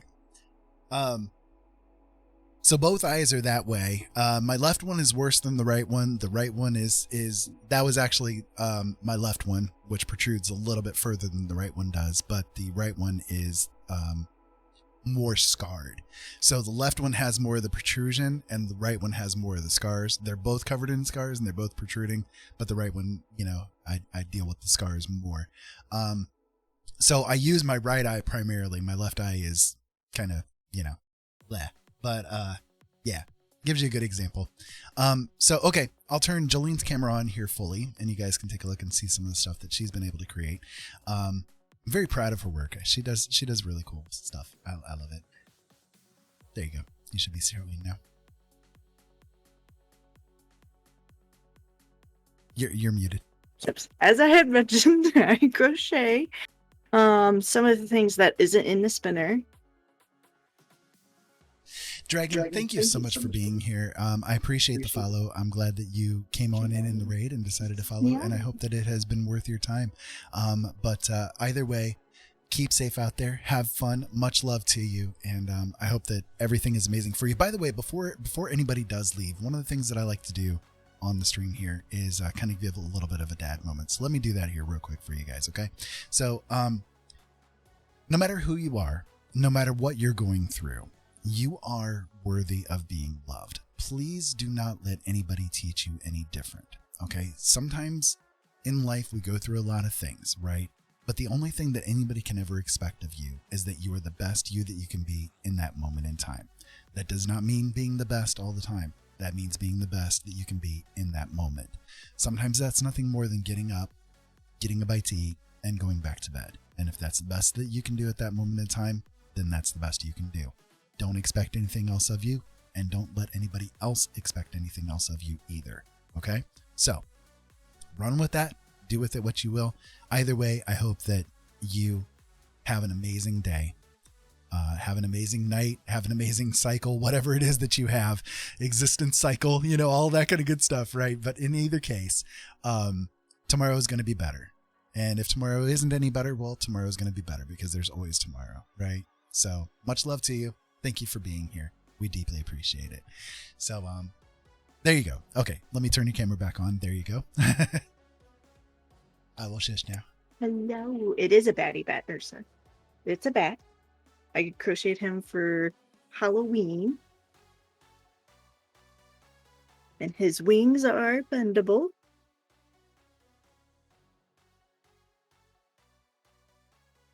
Oh, Printmaker, I didn't see you slip in. Well, hello. Welcome on in. Hi, Printmaker.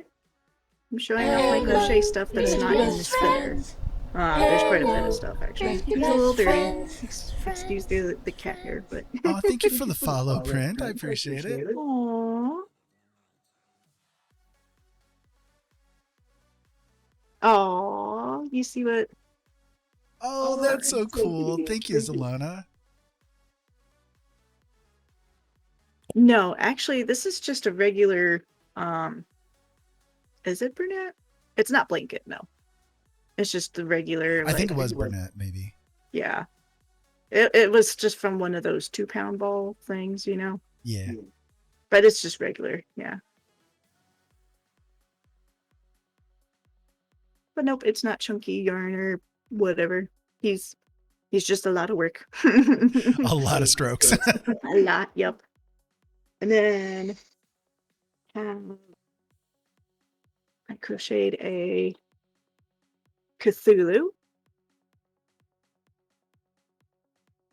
He's a cute Cthulhu. I did him like a week ago, 2 weeks ago. I don't even remember at this point in time. Tentacly goodness. And he's got a little rosy cheek. He's got his little wings. He needs wings. His wings. Yep. Tentacly goodness. Your former Twitch handle was Crochet Crisis. Oh, that's pretty cool. Yeah, there's not too many people that crochet, it seems like, on here. And then I'm going to learn a new stitch for me for crocheting. I can't remember what it's called, but I'm going to back a baby blanket for my new niece due in December. Oh, that's cool. That's awesome. And then I have here. Good luck with it. I cannot crochet in any way. Crocheting is fun. And then I have here. You also crochet? That's cool. Yay! I'm glad there's more crocheters in here. Yay! So here's a baby Yoda. As you can see, he will stand up on his own. You kind of do everything. That's cool. So yeah, this is a baby Yoda. And then just so everyone knows, like not the bat, but the majority of what I crochet, I don't follow a pattern. So like this one I just made up on my own. Rebel, I don't like following patterns. And then here's a Kirby. Again, no pattern. Kind of sits in your hand. Kind of. But yeah, Kirby. And then I'm currently working on a Yoshi, but he is nowhere near done. And then if you want, real quick, I can also show off my blanket, because we're talking about baby blanket. I can show off my proudest blanket. Okay. Show it off real quick.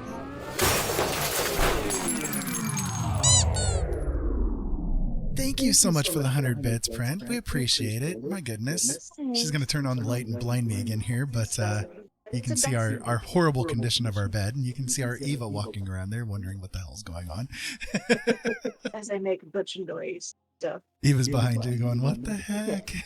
Yep, that's Eva. Here, I can show the bat off a little bit better since it's more bright. This is the bat. Yeah, we have two kitties. That one there is Eva. So he's pretty good size. And then this is my favorite blanket that I've made. And this was all for myself. Hence my favorite. Big enough for just me. She don't like to share her blankets. And then, do what? She don't like to share her blankets. And then this blanket actually folds up. For those who seeing terms or whatnot, right? I know, I love the pattern and colors. So this actually folds up. It's called a quillo. It goes by other names too. So there's a pocket right here. So, which is nice. You can put your feet in it, you know, in the blanket. And then it can fold up into a pillow. Obviously, I'm too lazy. It's not in a pillow, even though it was just thrown over here. But yeah, it can be folded up into a pillow, and that pocket will, you know, tuck into it. So, and what's nice, it's kind of hard to see as it is, but like the majority of the blanket is turquoise, red, turquoise as the pattern, and then the pocket itself is red, turquoise red. So when it's folded up, one side of the pillow is turquoise red turquoise, and the other side is red turquoise red. So I don't know, just a small little detail I love. So yeah, it's one of the things I have made. I've made quite a bit more stuff, but that's I can pretty much I all can the show it on goodies the I have near images me. too. Sounds good. I'll stop blinding you with the light. Oh wait. Yes. Oh, she says, "Wait, hold on." I have. Oh yeah. The serape. It's nice and warm. You could use the pocket as a hoodie blanket too. Yep, exactly. This is the serape. I actually made this up for Ira. Here, actually, I can have the camera up a little bit. I made this for Ira, so that's why it's gigantic on me. It is gigantic. And believe it or not, this was the first thing I crocheted. Yep, first thing This ever. was the first thing I ever crocheted, so. And it's nice and comfy. Okay, now I'll turn the light off. Okay. Now you can stop see my blaming me. long hair. So I'll show you a couple of things that she's done as far as like crochet goes. Pardon my eyeball here again, but a couple of things that like she's done that I've really loved. So she made this little dolphin here that's kind of cool. Let me transform the image here real quick for you guys. There you go. So she made that one up, and again, she doesn't do patterns. Like that's the crazy thing to me. How do you do this? This is sorcery. There's this gosh, these images, they're all so different sized. I have to transform them. There you go. There's this little giraffe that she made, which is just adorable. I love that giraffe. And this epic monstrosity that she managed to create is an ender dragon from Minecraft that she did without a pattern. And it was massive. Like, as a size comparison, our queen size bed, this is it compared to that. Like, it's massive, right? She gave it away to somebody who didn't even say thanks. Like, oh my goodness, this thing took her hours and hours and hours to make, and they didn't even say thank you, you know? It's like, Ursa, I am the same. I am totally the same. I usually alter something. Like that bat that I showed, that was a pattern, but I did deviate from the original pattern a little bit. I don't remember what all I did, but different. Maybe the wings were different. I don't remember, but I think it like, was the wings, if I remember right. Yeah. Yeah, I don't remember, but yeah, I tend to deviate. Like, even when I use a pattern, I still deviate. The only time I didn't was when I made a cardigan for myself. It was like the first time I made like form-fitted clothes, you know, not including the serape. And yeah, I didn't care for that, following a pattern the whole time, because I was like, I don't want to deviate too much because I don't know how it's going to fit. Right. Like, you know, and it was a jacket, no, you know? I'm going to do that again. And then the Star Trek figurines, if you want to show them off. Yeah, I can do that. So she's really good at doing like the amigurumi kind of stuff. And well, I'm a Star Trek freak, and considering today is Star Trek Day, I guess it'd be appropriate to show them today, wouldn't it? So for me, she's made amigurumi figures of the cast members that have passed away. Like, I know there's still a couple more that she needs to make since she's getting back into the swing of crocheting again.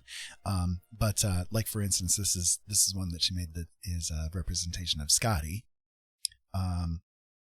This one is one of Dr. McCoy. There you go. She even put the little delta on their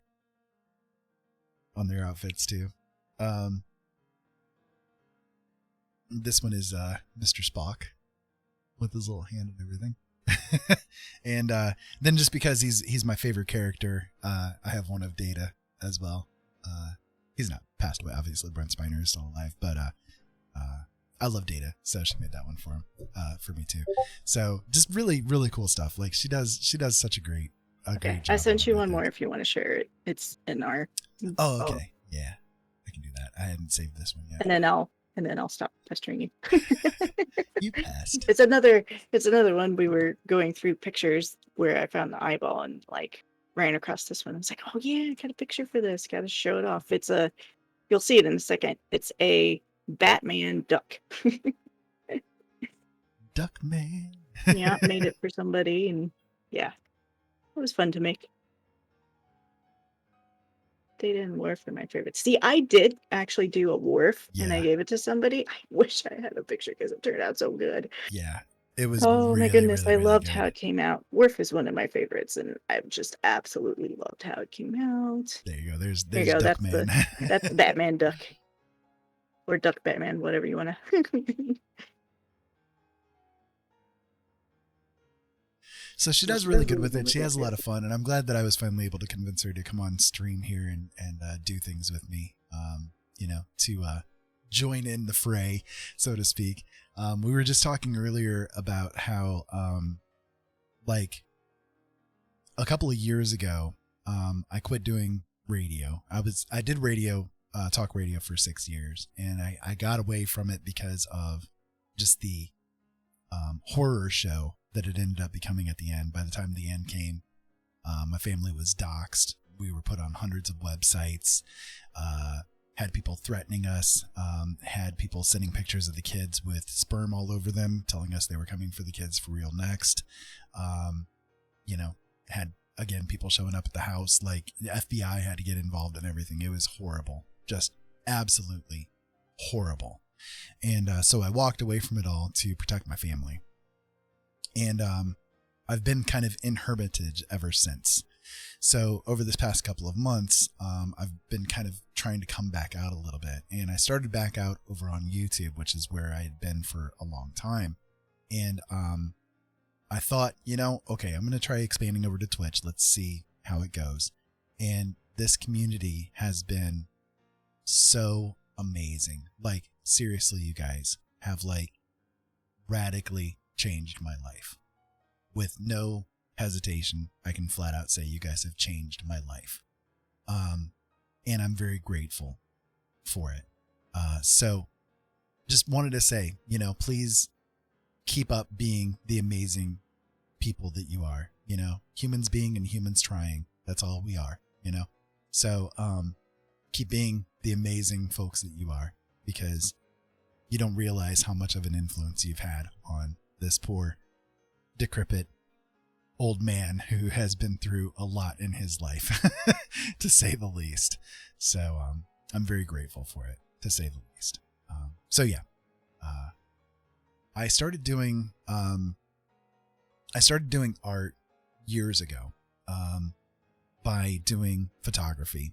I guess honestly, you could say I started doing art when I was a kid, because I was originally an author, and I've got, like, for those curious, I do have 14 books and dozens of short stories published out there. I do make, for those curious, I do make audio dramatizations of my stories, and sometimes I do play them here on stream.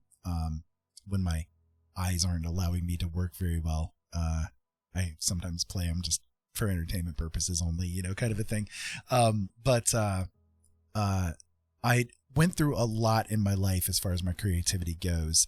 My second wife was very abusive, and one of the things that she tried to teach me was that I was useless and I should never create anything. She took everything that I had ever written, everything that I had ever done, threw it into a bonfire, made me watch and told me, you're useless, never try to do this again, And for a long time I didn't. And then I did start back up writing again, and got together with somebody else who ended up, when we broke up, stole everything from me that I was not wearing or had in my car when I went to work that day. So again, I went through the destruction of everything that I had ever written up to that point. So I got into doing photography, and then the blindness kicked in. So I've been through quite a bit as far as creativity goes, and a lot of PTSD from it, unfortunately, as well. But last year is when I started doing painting, because I felt like I really needed to create, to try to get some of the things that were in me out.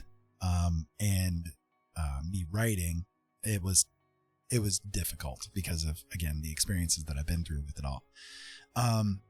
Which is a whole other rigmarole too, because I was published by a traditional publisher, which ended up screwing me over. And that's one of the reasons why my writing has gone the way that it has.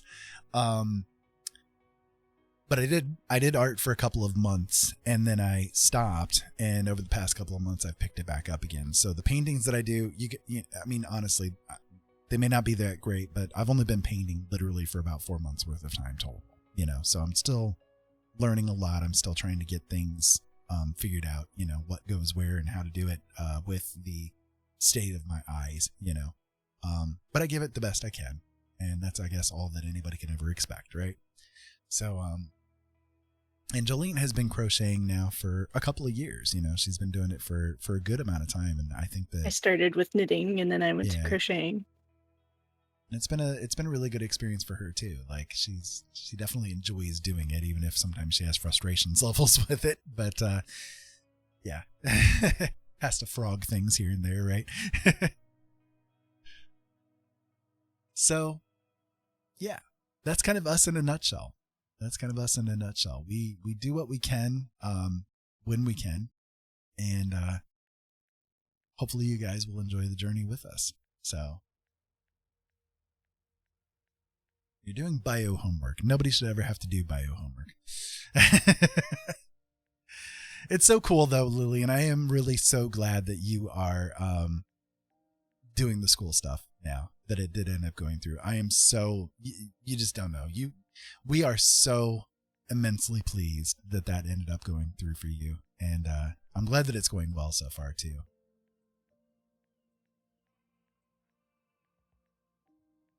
Ursa, thank you so much for being here. It was great having you, and thank you for contributing into the conversation and being here and being the wonderful person that you are. I hope that you have a great rest, and that you have a great rest of your day, and that tomorrow goes exactly how you want it to go.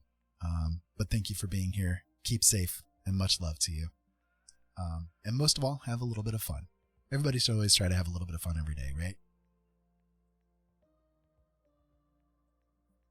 So, I will say, I think both Jolene and I are getting a little bit tired here too. I know she's got to get up early in the morning because she's got her rehab, her rehab, cardiac rehab. But, so I do think that we'll go ahead and raid out here as well. But, again, I just want to say a deep, deep thank you to all of you guys for being here with me, with us, that you guys have no idea how much of a difference you guys have made to us, and I hope that everything goes amazingly for you all.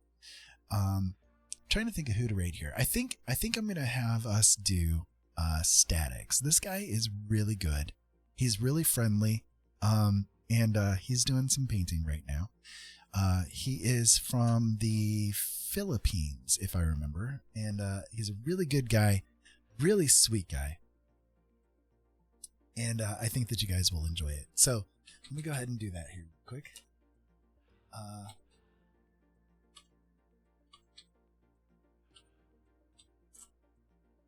There we go. I think I spelled it correctly. I did. Yay. So anyways, you got anything you want to say here at the end, Jolene? I hope everyone has a good evening, and we'll more than likely see you tomorrow. Much love to everybody, and have a good evening. Sleep well, and if your day's just beginning, have a good day. Indeed, indeed. All right. Well, thank you everybody for being here. Until next time, we'll be back again tomorrow, 8:00 p.m. Eastern Standard Time, more than likely, depending on things, but that's what we're shooting for. So 8:00 p.m. Eastern Standard Time. And in the meantime, keep safe out there. Have fun. Thank you so much, as always, for being here. Love all of you. We'll talk to you again later. Incoming customer detected.